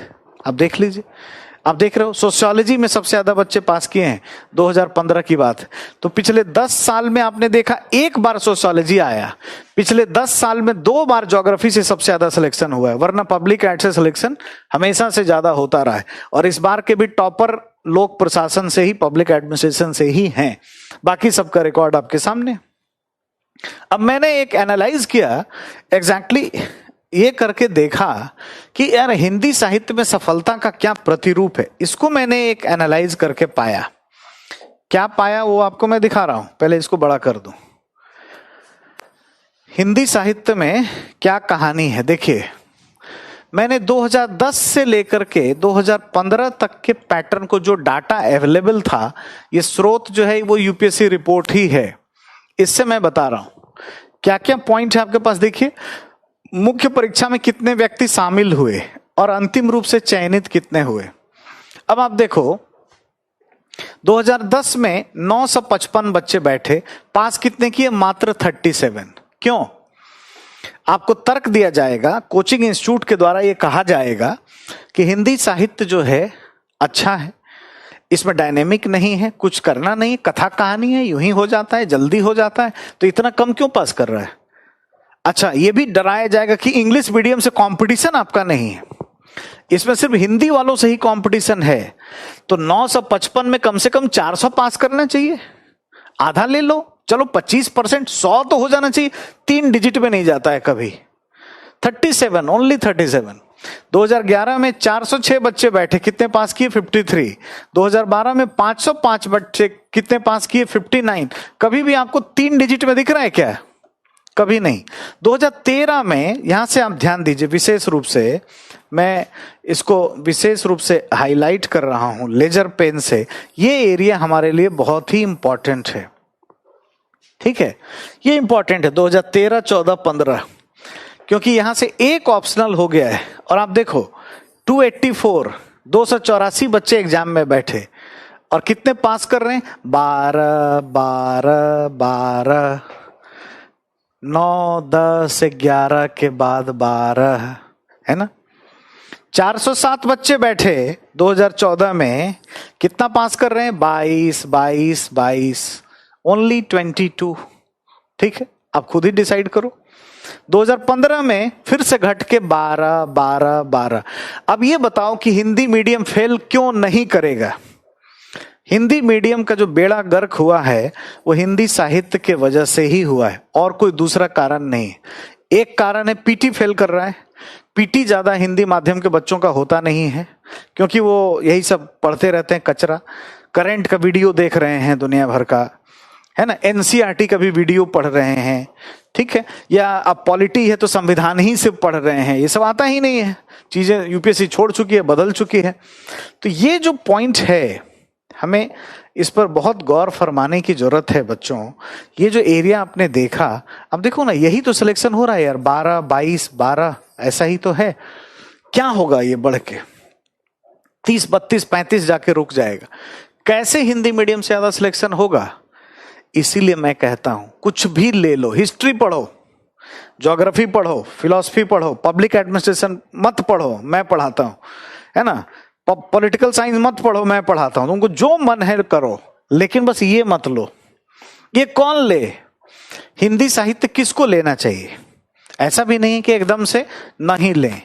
हिंदी साहित्य ऐसा व्यक्ति कोई पढ़े जिसका इसमें बैकग्राउंड है, जिसने एमफिल किया है, पीएचडी किया है, एमए किया है, उसके लिए तो ये अच्छा है।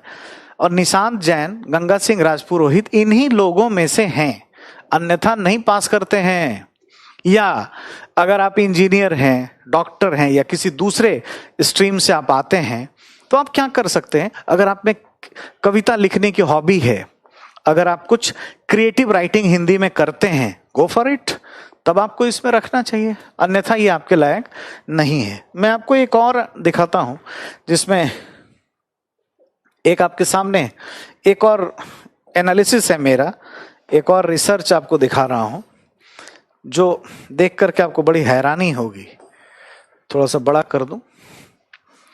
ये पास करने वालों का नहीं है, ये हिंदी साहित्य में, ध्यान से पढ़िए। मुख्य परीक्षा में हिंदी माध्यम में शामिल होने वाले विद्यार्थियों का वैकल्पिक विषय मैंने 2 साल का एनालाइज किया, 2015 और 16 का, जिसमें हिंदी मीडियम में कितने बच्चे बैठ रहे हैं, पास करने का नहीं है, बैठने वालों की संख्या। तो आप देखोगे सभी में घट रहा है, एक ही में बढ़ रहा है, उसका नाम है हिंदी साहित्य, ठीक है। आप देखो 2015 में पॉलिटिकल साइंस से 121 बच्चे बैठे थे हिंदी मीडियम में, घट के 66 हो गए। पब्लिक एड से 137 थे, घट करके 55 हो गए। समाजशास्त्र से 73 थे, घट करके 43 हो गए। सब में क्या हो रहा है? घट रहा है। सारे विषयों में विद्यार्थी कम हो रहे हैं, हिंदी मीडियम वाले जो मेंस देते हैं। ठीक है, इतिहास में बहुत ही ज्यादा होते थे और रिजल्ट हिंदी मीडियम में रिजल्ट को बरकरार रखने में इतिहास की बहुत अच्छी भूमिका रही है। और देखो ये घट करके कितने हो गए? मात्र 361, जो कि मोस्ट पॉपुलर सब्जेक्ट है। हिस्ट्री ज्योग्राफी पॉपुलर सब्जेक्ट है ना। लॉ 16 बच्चे थे, घट करके 6 बच्चे हो गए। मैथमेटिक्स भी हमने ले लिया है, मत लेना। 7 बच्चे थे, बढ़े हैं मात्र 3 बच्चे। फिलॉसफी में 361 बच्चे पीटी दिए थे, सॉरी मेंस दिए थे, घट करके 216 हो गए। भूगोल में 436 बच्चे बैठे थे 2015 में, घट करके 248 बच्चे बैठे। यानी सारे ऑप्शनल बच्चे छोड़ रहे हैं और हिंदी साहित्य को ले रहे हैं। क्यों? क्योंकि एक कोचिंग इंस्टीट्यूट ने प्रचार कर रखा है खूब, हिंदी लो कलेक्टर बनो। तो क्या करोगे ऐसा करके? देखो एक्चुअल में कहानी क्या है। हिंदी साहित्य 428 बच्चे थे और क्या हुआ? बढ़ करके लगभग 450 हो गए। एक जगह बढ़ रहा है, यानी इस पर दारोमदार तो है ही, ये तो आएगा ही, उत्तरदायित्व तो होगा ही। अगर हिंदी माध्यम का रिजल्ट खराब है तो उसका कारण ये है कि नहीं है, जिसमें भी एवरेज ब्रेन है, आप कोई लाइव है या रिकॉर्डेड देखेंगे, जिसमें एवरेज ब्रेन है वो भी तय कर सकता है, आसानी से लिया जा सकता है। ठीक है, क्लियर है ये बात? इसीलिए मैं रोज बोलता था कि आप पूछते रहते थे कि ऑप्शनल कौन सा लें, ऑप्शनल कौन सा लें। लोग घबराते हैं, दूसरे के प्लेटफॉर्म पर क्या बोलूं मैं कि ऑप्शनल क्यों लो। मैं तो घबराया लजाया भी नहीं, मैं तो आपको सच्चाई बताया। मैंने ये नहीं कहा कि आप जो मैं पढ़ाता हूं मेरा वाला लो, ठीक है। आपको मैंने ये कहा कि हिंदी साहित्य छोड़ करके कोई भी लो। अगर आपको शुरू से ईमानदारी से याद है तो हमने ये बात उठाया है, और क्यों है आज मैंने उसको साबित कर दिया है ऑन रिकॉर्ड, यूपीएससी का डाटा लेकर के। ये कोई अभय कुमार का रिपोर्ट नहीं है, ये यूपीएससी का रिपोर्ट है। अब आप खुद डिसाइड कर लीजिए। ठीक है, बात समझ में आ रही है कुछ? तो जरूर ध्यान रखना, वरना डूब जाओगे और करियर बर्बाद हो जाएगा। ठीक है, अब किस व्यक्ति को कोई ऑप्शनल लेना है तो उसको क्या करना चाहिए, कैसे करना चाहिए? अगर हमें मान लीजिए कोई ऑप्शनल चूज करना है, आप कोई भी लो, आप पे निर्भर करता है। आप अपनी रुचि को देखो, इंटरेस्ट, रुचियां क्या है। आपको ज्योग्राफी में मन लगता है, हिस्ट्री में मन लगता है, पब्लिक एड में मन लगता है, समाजशास्त्र में मन लगता है, जिसमें मन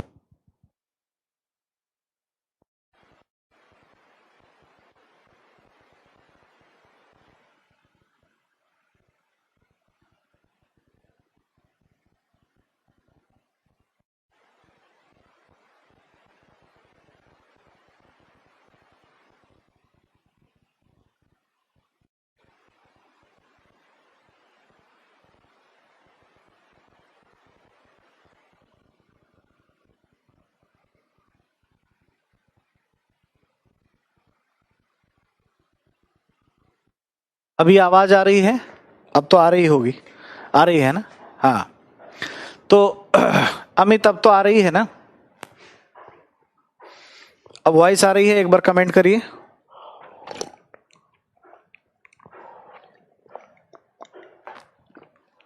नहीं, अब तो आ रही होगी।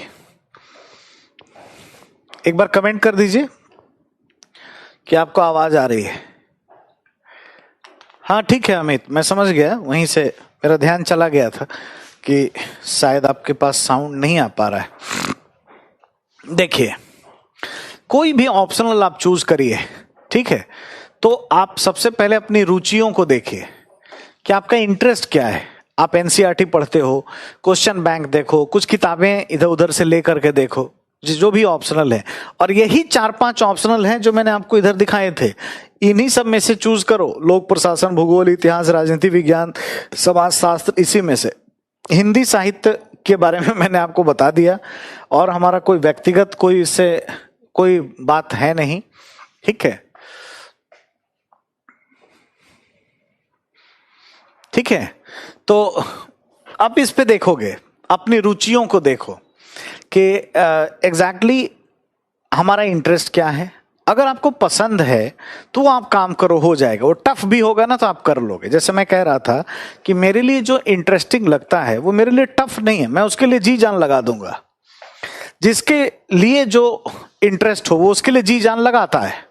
तो एक सिंपल है कि रुचि अपनी देखिए। दूसरा देखिए कि जीएस में कितना फायदा होगा, कितना लाभ मिलेगा। आप इसको देखिए, हिस्ट्री पढ़ोगे, ज्योग्राफी पढ़ोगे, पॉलिटी, गवर्नेंस, कुछ भी पढ़ते हो, उसका जीएस में क्या फायदा होगा वो देखना चाहिए। फिर आप देखिए कि स्टडी मटेरियल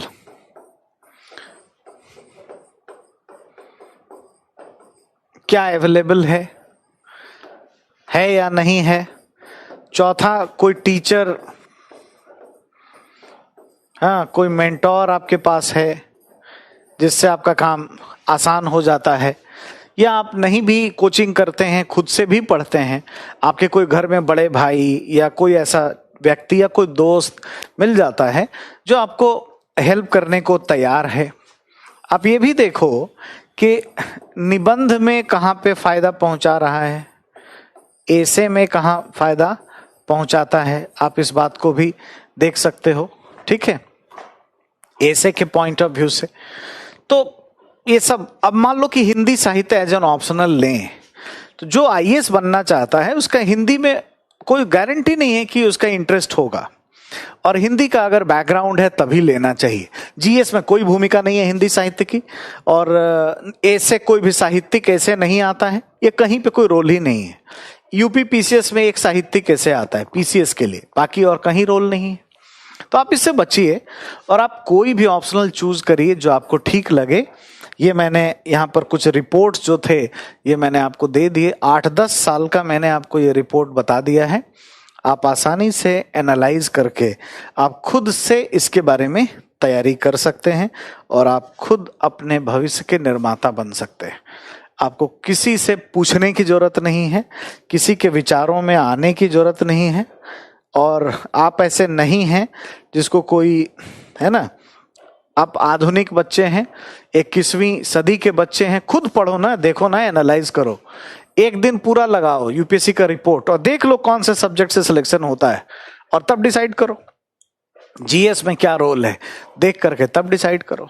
ठीक है, तो ये सब ऑप्शनल के बारे में था। आपने बार बार पूछा, बहुत ही ज्यादा तंग किया, तो हमने आज आपको इसके बारे में बात बताया। चलो अब हम एक नए चैप्टर पर आ जाएंगे। ठीक है, जिसका नाम है सिटीजन चार्टर, है ना, citizen charter.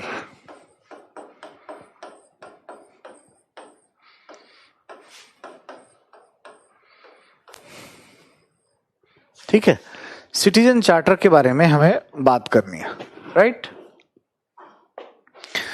Exactly citizen charter के बारे में क्या क्या जानना है, ये क्या है, मतलब इसकी संकल्पना क्या है, संकल्पना में हम क्या, क्यों, कैसे, ये सब देखेंगे। ये क्या है, क्यों है, कैसे, ये बात किया गया है।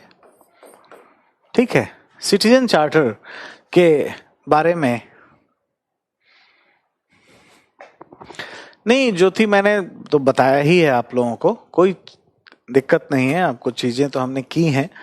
उसके बाद सिटीजन चार्टर के कॉन्सेप्ट के बाद जो आपको ध्यान में रखना है ना, जो ध्यान देना है कि इसके जो मॉडल हैं वो क्या है। इसमें से यूके का मॉडल इसका क्या है, इसका यूके मॉडल, और इसका भारत का प्रतिमान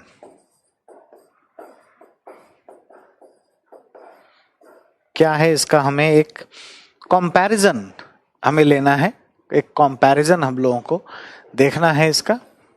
ठीक है, उसके बाद हमें इसकी चुनौतियों को देखना है, आलोचनाओं को जानना है, आलोचना या कमियां, चुनौती क्या है, इसको जानना है। और फिर इसमें सुधार के उपाय, इसको भी हमें पढ़ना है।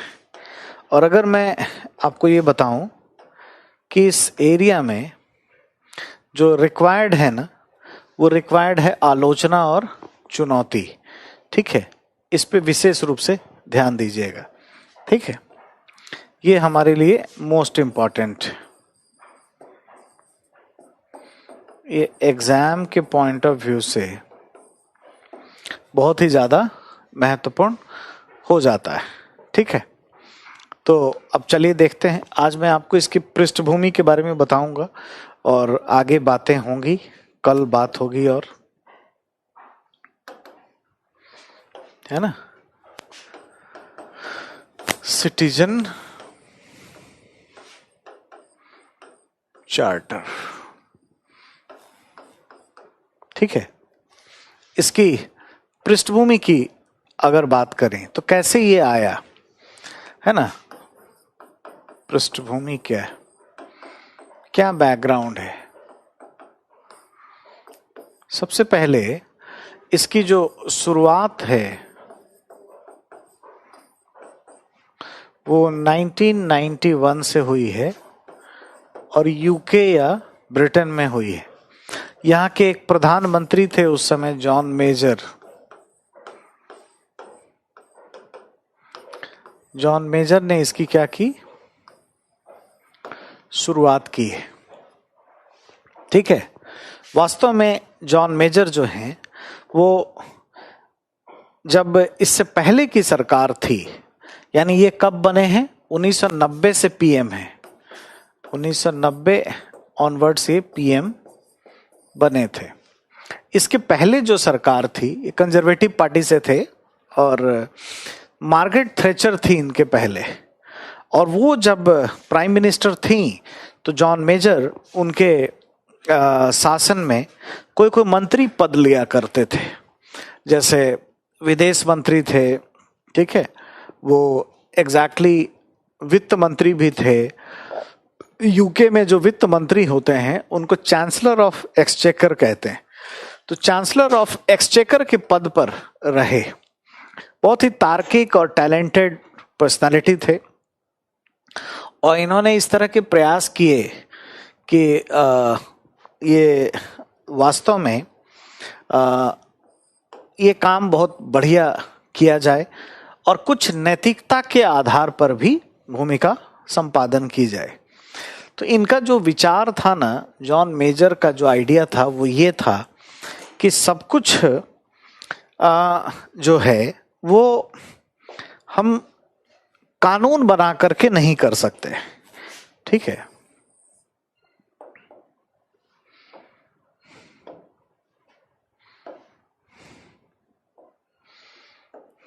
ठीक है,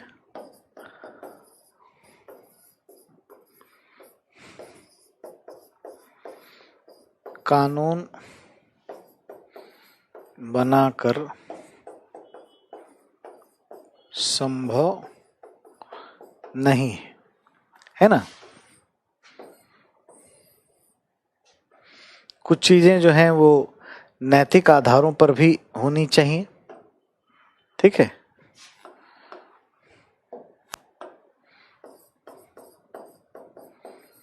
नैतिकता जरूरी है। अगर आपको शासन व्यवस्था को मजबूत करना है तो बहुत ही ज़्यादा रिक्वायर्ड है, और जो एथिक्स है इसके बेसिस पर हम काम कर सकते हैं। जैसे उदाहरण के लिए आप देखें तो भ्रष्टाचार उन्मूलन के लिए बातें पहले से होते रहती है ना।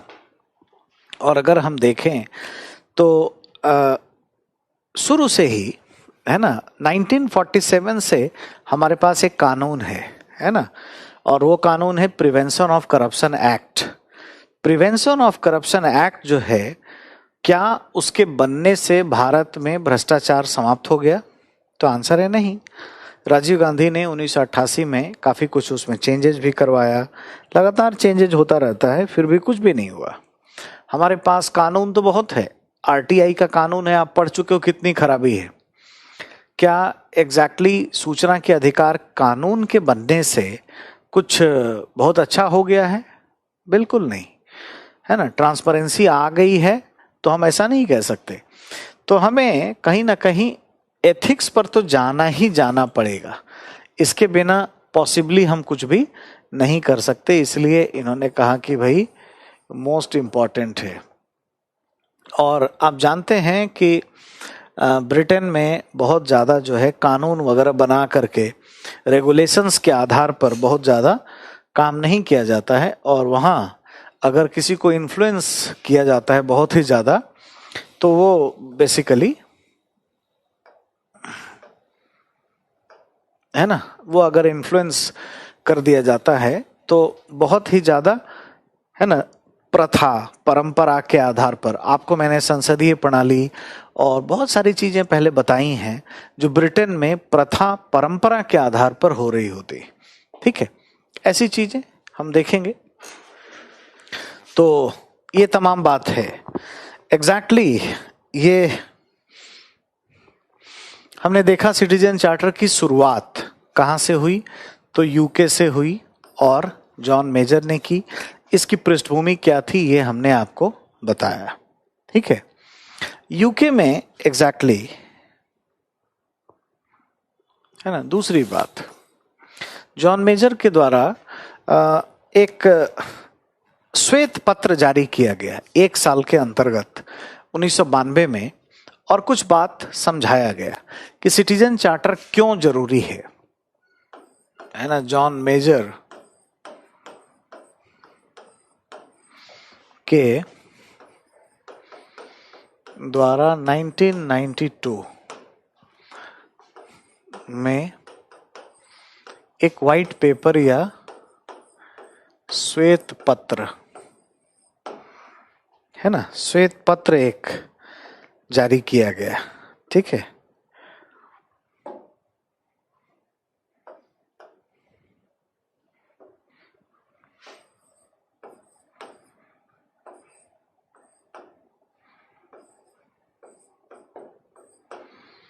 श्वेत पत्र से क्या होता है कि वो कुछ एक लीगल एक तरीके से हो जाता है, और सरकार उस पर बहुत ही फर्म है, बहुत ज़्यादा उस पर काम करने के लिए तत्पर है, तैयार है। ये सारी बातें उसमें शामिल हो जाती हैं। इस श्वेत पत्र के माध्यम से कुछ कहा गया, कुछ बताया गया कि भाई सिटीजन चार्टर को हल्के में मत लीजिए, है ना। सिटीजन चार्टर क्यों, सिटीजन चार्टर क्यों होना चाहिए, ठीक है। इस पर बात हुई तो इस पे कुछ चीजें की गई, कुछ बिंदु जो है इस पर डाले गए, कुछ बातें की गई।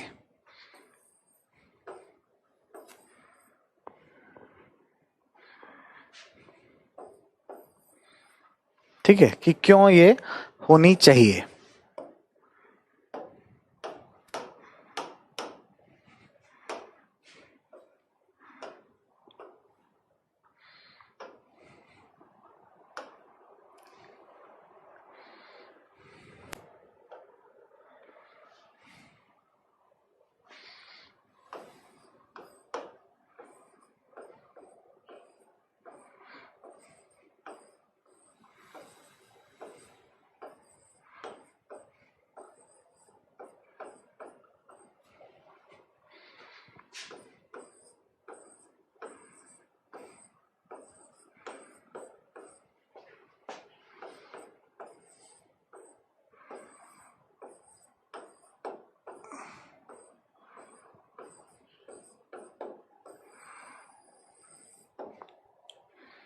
ठीक है,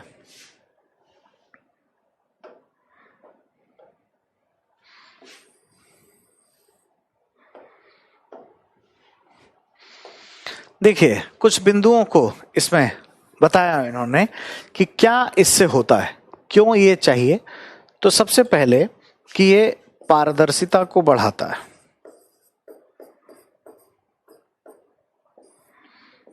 है ना। ये एक शब्द से हम फिलॉसफी को समझ सकते हैं कि ये क्या करता है, बहुत ही ज्यादा ट्रांसपेरेंसी को बढ़ाता है या सूचनाओं के प्रचार प्रसार पर बल देता है, इंफॉर्मेशन को काफी फैलाता है। दूसरा, ये एक तरीके से कंसल्टेटिव है, कंसल्टेशन का एक प्लेटफॉर्म है, ठीक है। तो नागरिक ऑब्लिक ग्राहक, ग्राहक शब्द इसलिए कहते हैं क्योंकि संतुष्टि के साथ वस्तुओं और सेवाओं की आपूर्ति की बात इसमें की जाती है। नागरिक ऑब्लिक ग्राहक के साथ सलाह की बात है, सलाह कंसल्टेंसी पर भी ये काम करता है। तीसरा जो इसमें इंपॉर्टेंट चीज है जो हमें ध्यान देना है वो ये कि मानकीकरण करेगा, जो भी वस्तु और सेवा की हम आपूर्ति करने वाले हैं अपने ग्राहकों को, नागरिकों को, उनका मानकीकरण, स्टैंडर्डाइजेशन। मानकीकरण का क्या तात्पर्य है बच्चों? स्टैंडर्डाइजेशन का मतलब है कि कितने समय में कोई सेवा दी जाएगी, उसकी मात्रा क्या होगी और गुणवत्ता क्या होगी, है ना। Standardization refers to the quantity, quality and time of the service delivery, ठीक है। Definition of the time, quantity and quality. तो ये जब हम देते हैं, जैसे गेहूं देना है, चावल देना है, तो गुणवत्ता युक्त गेहूं देंगे, ये सब अगर करने लगते हैं तो हम लोग मानते हैं कि चीजें बेटर हो गई। अब सिटीजन चार्टर में आपने देखा भाई ट्रांसपेरेंसी बढ़ाएगा, कंसल्टेंसी भी करेगा नागरिक से, स्टैंडर्डाइजेशन करेगा, और कुछ कुछ चीजें इसमें रखी गई हैं, जैसे सहानुभूतिपूर्ण व्यवहार, सहानुभूति पर भी बल देगा, सिंपैथी, इम्पैथी पर भी ये बल देगा। क्योंकि यूके में एग्जैक्टली क्या है कि एक जो आप देखते हो कि कोई भी वहाँ पर सर्विस प्रोवाइड करने के लिए व्यवस्थाएं होती हैं, फैसिलिटेशन काउंटर जो बनाए जाते हैं, वहाँ पर उच्च स्तर के अधिकारी होते हैं, और उच्च स्तर के अधिकारी जो संगठन में होते हैं वो ठीक से बातचीत करते हैं, है ना, वो बहुत बेहतर तरीके से कार्य करते हैं, तो वो थोड़े से सहानुभूतिपूर्ण व्यवहार भी करते हैं। और गलती में सुधार, गलतियों में सुधार पर भी बल दिया जाता है। पूर्व की जो गलती है उसको सुधारा जाएगा, कैसे होगा, क्यों होगा, इस पर हम देखेंगे, इस पर बात करेंगे। और फाइनली क्या है, संसाधनों का प्रबंधन, वैल्यू फॉर द मनी, है ना, संसाधन प्रबंधन। तो एग्जैक्टली जॉन मेजर ने इसको ये समझाने का प्रयास किया कि भाई आप इसको, है ना, इन्होंने ये बताया कि इसे कुछ आप, है ना, सिर्फ ऐसा ना समझें कि ये शिकायत को निवारण करने वाली कोई व्यवस्था है, बल्कि उससे कहीं बेहतर है। इस पर इन्होंने बल दिया और इसकी बातें की। तो हमने अब तक क्या देखा, शुरुआत कहाँ से हुई, जॉन मेजर ने की, यूके में इसकी शुरुआत हुई। प्रारंभिक परीक्षा में भी सवाल पूछा जा सकता है। इसके पीछे धारणा ये थी कि सब कुछ कानून बनाकर नहीं होगा, कुछ एथिक्स से भी हो सकता है, और ये कुछ इनके फिलॉसफी या दर्शन को बताया गया है। ये एक तरीके से क्या है, ये दर्शन है, फिलॉसफी है, ठीक है, जिसका ध्यान रखा गया है ना।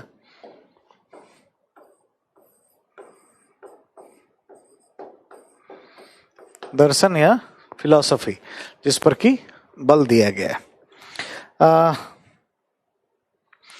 अतः ये कोई शिकायत निवारण की कोई व्यवस्था भर नहीं है, ये हमें ध्यान में रखना चाहिए, ठीक है, ये बहुत जरूरी है इसका ख्याल रखना। अब इसमें हम लोगों ने ये देखा है कि इसकी शुरुआत कैसे हुई, यूके में क्या आया, कैसे आया। अब हमें जानना है कि होता क्या है, ये क्या होता है। सिटीजन चार्टर है क्या, ठीक है, इस चीज को हमें जानना और समझना है।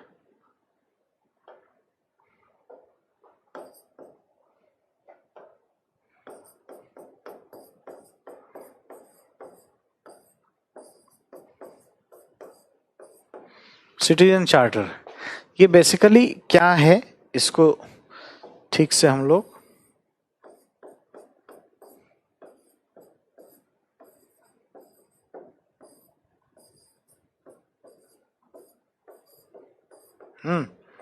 देखेंगे और जानेंगे, है ना। सबसे पहले ये एक तरीके का चार्टर है। चार्टर मतलब इट्स अ कॉन्ट्रैक्ट, ये एक समझौता है। समझौता है तो कैसा है, कानूनी नहीं है, कानूनी नहीं है, बल्कि ये कैसा है, नैतिक ऑब्लिक सामाजिक।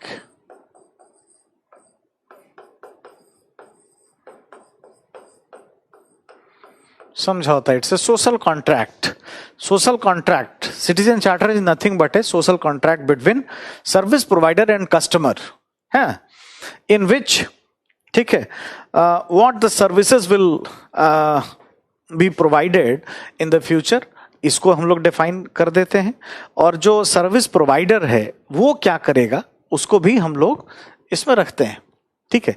तो एक तरह का ये कॉन्ट्रैक्ट है, किसके किसके बीच, इसमें सेवा प्रदाता, ऐसा हम कहें, सेवा प्रदाता या प्रशासन तथा नागरिक के बीच जो है समझौते किए जाते हैं, ठीक है। इन समझौतों में ये बताया जाता है कि ये जो सेवा प्रदाता है इनका कर्तव्य क्या है, what are the duties and responsibilities of the governance, service provider और administration, and what are the rights of the citizen, अधिकार, नागरिकों के अधिकार भी इसमें बताए जाते हैं, या उनको क्या सेवाएं मिलने वाली हैं, सर्विसेज क्या दे रहे हैं, सेवा, इसके बारे में भी इसमें बातें होती हैं। हेलो, वॉइस आ रही है पवन, इतने देर से बता रहे हो, तब से नहीं आ रही थी क्या? वॉइस तो आ रही होगी पहले ही से, काफी देर से कमेंट आया आपका। चलिए, तो हमने देखा कि इसका क्या क्रिटिसिज्म है, समझौता जो है वो कैसा है, सेवा प्रदाता जो है वो और नागरिक के बीच में क्या कॉन्ट्रैक्ट होता है। सिटीजन चार्टर जो है ये बेसिकली शिकायत निवारण का भी एक टूल्स है, इट्स ए मैकेनिज्म और tools for the grievance redressal.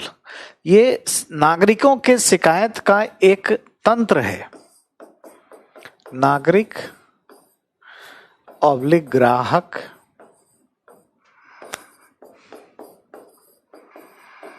शिकायत निवारण तंत्र। अब अगर आपको ये याद रहेगा तो आसानी से आप इसको बता सकते हो, डिफाइन कर सकते हो। कभी भी पूछा जाए कि क्या है, ठीक है, सिटीजन चार्टर क्या होता है, तो आप आसानी से ये कह सकते हैं कि ये सिटीजन चार्टर एक प्रकार से एक सामाजिक या नैतिक समझौता है जो प्रशासन और नागरिकों के बीच में होता है, जिसमें एक तरफ प्रशासन के द्वारा या गवर्नेंस या सेवा प्रदाता के द्वारा कौन कौन सी वस्तुओं और सेवाओं की आपूर्ति की जानी है इसकी चर्चा होती है, और इसमें यह भी बताया जाता है कि जो नागरिकों के अधिकार हैं वो कौन कौन से हैं। इन दोनों ही बिंदुओं पर बल दिया जाता है, ठीक है। और यदि नागरिकों को ये अधिकार प्राप्त नहीं होते हैं तो वो शिकायत कर सकते हैं। वो शिकायत करने किसी कोर्ट में नहीं जाएंगे क्योंकि कानूनी समझौता ये नहीं है, ये नैतिक समझौता है। उसी संगठन में आकर के अपने किसी बड़े अधिकारी के समक्ष, एक फैसिलिटेशन काउंटर होता है इसके लिए, वहां पर आकर के वो शिकायत करते हैं और फिर उनके शिकायतों का समाधान वहां किया जाता है। ठीक है, पूरे तरीके से शिकायत निवारण की बातें इसमें हम देखते हैं। ठीक है, ये पॉइंट है, इस तरीके से बात करना है। तो लैंग्वेज में इसको इसी तरीके से कर सकते हैं हम लोग। आप चाहो तो लिख लो, मैं इसको लिखवा रहा हूं, आपको लिख लो। सिटीजन चार्टर की परिभाषा है ना, इसको लैंग्वेज में थोड़ा लिख लो। अब लिखो,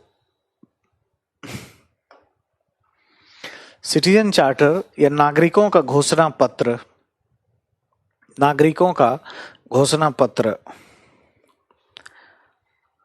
प्रशासन और नागरिक के बीच, प्रशासन और नागरिक के बीच होने वाला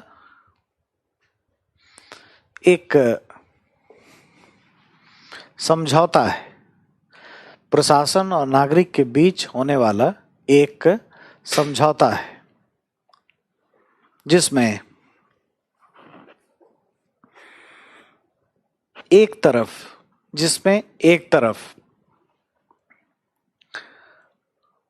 प्रशासन के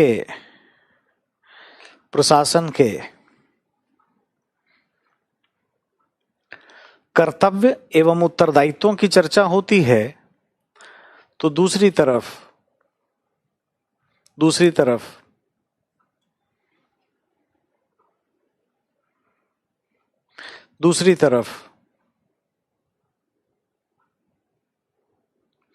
नागरिकों के, दूसरी तरफ नागरिकों के अधिकारों, दूसरी तरफ नागरिकों के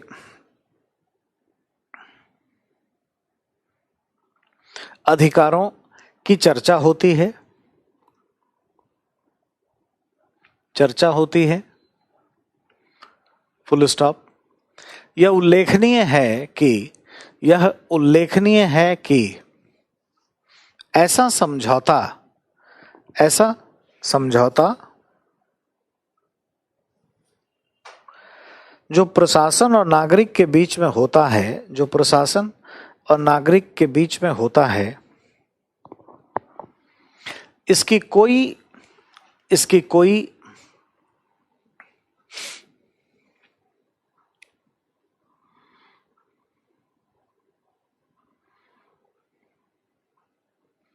कानूनी बाध्यता नहीं होती है, बल्कि इसकी नैतिक बाध्यता होती है। इसकी कोई कानूनी बाध्यता नहीं होती है, बल्कि इसकी नैतिक बाध्यता होती है। नागरिक अपने शिकायतों को लेकर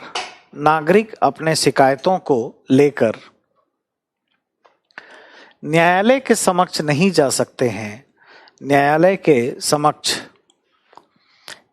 सकते हैं, बल्कि उसी प्रशासनिक संगठन में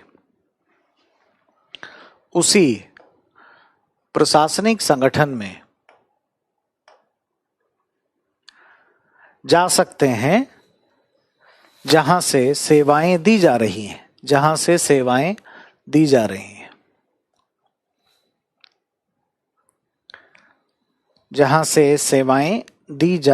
हैं,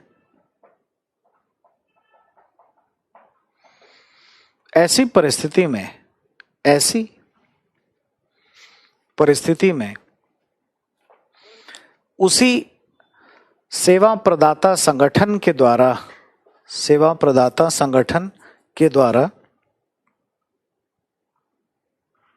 तत्काल शिकायतों का निवारण किया जाता है। ठीक है, शिकायतों का निवारण किया जाता है। अर्थात सिटीजन चार्टर की संकल्पना एक क्या है? नैतिक संकल्पना है।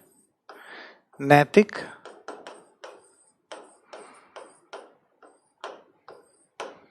संकल्पना है। सिटीजन चार्टर की संकल्पना एक नैतिक संकल्पना है। ठीक है, तो अगर आप देखोगे तो जीएस पेपर 4 में भी बहुत सारे यूनिट हैं, 7 यूनिट उसमें दिए गए हैं। उसमें से एक यूनिट है प्रोबिटी इन गवर्नेंस, शासन व्यवस्था में ईमानदारी, वहां पर सिटीजन चार्टर दिया हुआ है। तो ये ऐसी संकल्पना है जो नैतिकता के लबादों में पनपती है। ठीक है, नैतिकता से रिलेटेड ये कॉन्सेप्ट है। तो आज तो अब टाइम अप होने जा रहा है, समय तो अब उतना नहीं है, तो आज हमने बस इनिशिएट कर दिया है। आज हमने आपको क्या क्यों कैसे बताया है कि ये कैसे आया, कहाँ पर आया सबसे पहले, अभी भारत में हम लोग नहीं पहुंचे हैं। ठीक है, इसके बारे में बात करेंगे। और कल हम लोग कल कितना तारीख है, शायद कल 12 है ना, 12, 13, 14 मेरी क्लास नहीं है। मैं आपको 15 तारीख को मिलूंगा, है ना, आप ध्यान रखिएगा। आज शायद 11 तारीख है ना, मैं देख लूं। हाँ, आज 11th है। तो मेरी क्लास जो है वो अभी 3 दिन मेरी क्लास नहीं होगी। ठीक है, मतलब कल यानी 12 को, 13 और 14 को, 15 तारीख को मैं इसे कंटिन्यू करूंगा, इसे आगे बढ़ाऊंगा। ठीक है, और जितनी बातें हमने यहाँ आपको बताई हैं पूरे तरीके से आप इसके लिए तैयारी करिए। और ये मैं पीडीएफ भी आपको दे दे रहा हूँ, ताकि जो भी चीजें आपने देखी हैं, सारे आंकड़े और तथ्य आपको यहाँ से मिल जाएंगे।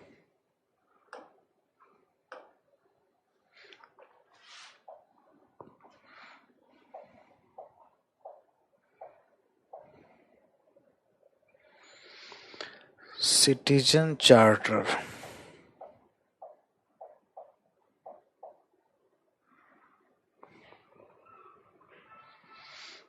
ठीक है, ये मैं पीडीएफ भी आपको दे दे रहा हूं। हाँ, ठीक लिखा है ना, 1991 में ही तो हुआ है शुरू, 1991 में ही है सिटीजन चार्टर स्टार्ट हुआ है। बिल्कुल बिल्कुल सही दिया है। हमने क्या कुछ गलत लिखा है क्या? मैं देख लेता हूं एक बार।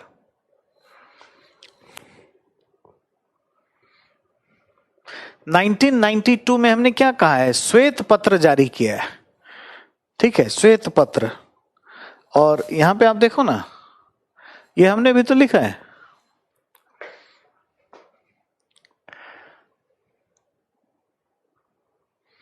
नहीं, 19 के बाद तो मेरी क्लास नहीं है, ऐसा मुझे कहा गया है कि 19 तक मुझे करना है। ये 1991 हमने लिखा तो है शुरुआत, ठीक तो है ये। अंजलि, कोई कंफ्यूजन तो नहीं है?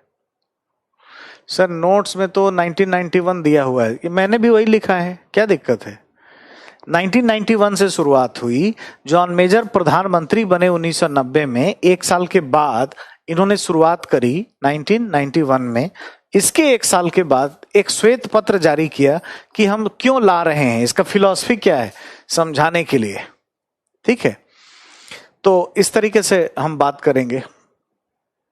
देखिए, अपना नंबर देना तो सही नहीं है, और मैं एथिक्स पढ़ाता हूं तो एथिकल तो नहीं है, बट आप हमारा नोट्स ले सकते हैं जो भी चीजें हैं वहां से। और अब रीड आईएएस पे मैं पढ़ाता हूं, पब्लिक एडमिनिस्ट्रेशन, वहां पे कुछ बातें आपसे हो सकती हैं, यहां मैं ये नहीं दे सकता। ठीक है, तो ये मैंने पीडीएफ भी दे दिए, कंप्लीट हो गया।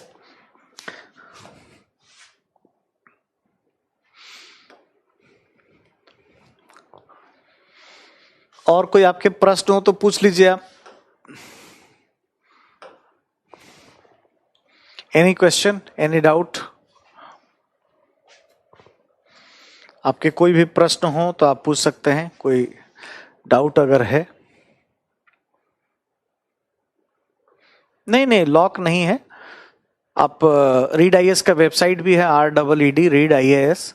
आपको जब एडमिशन करेंगे तभी लोग आपको एक्सेस देते होंगे, इसलिए बिल्कुल चलता है।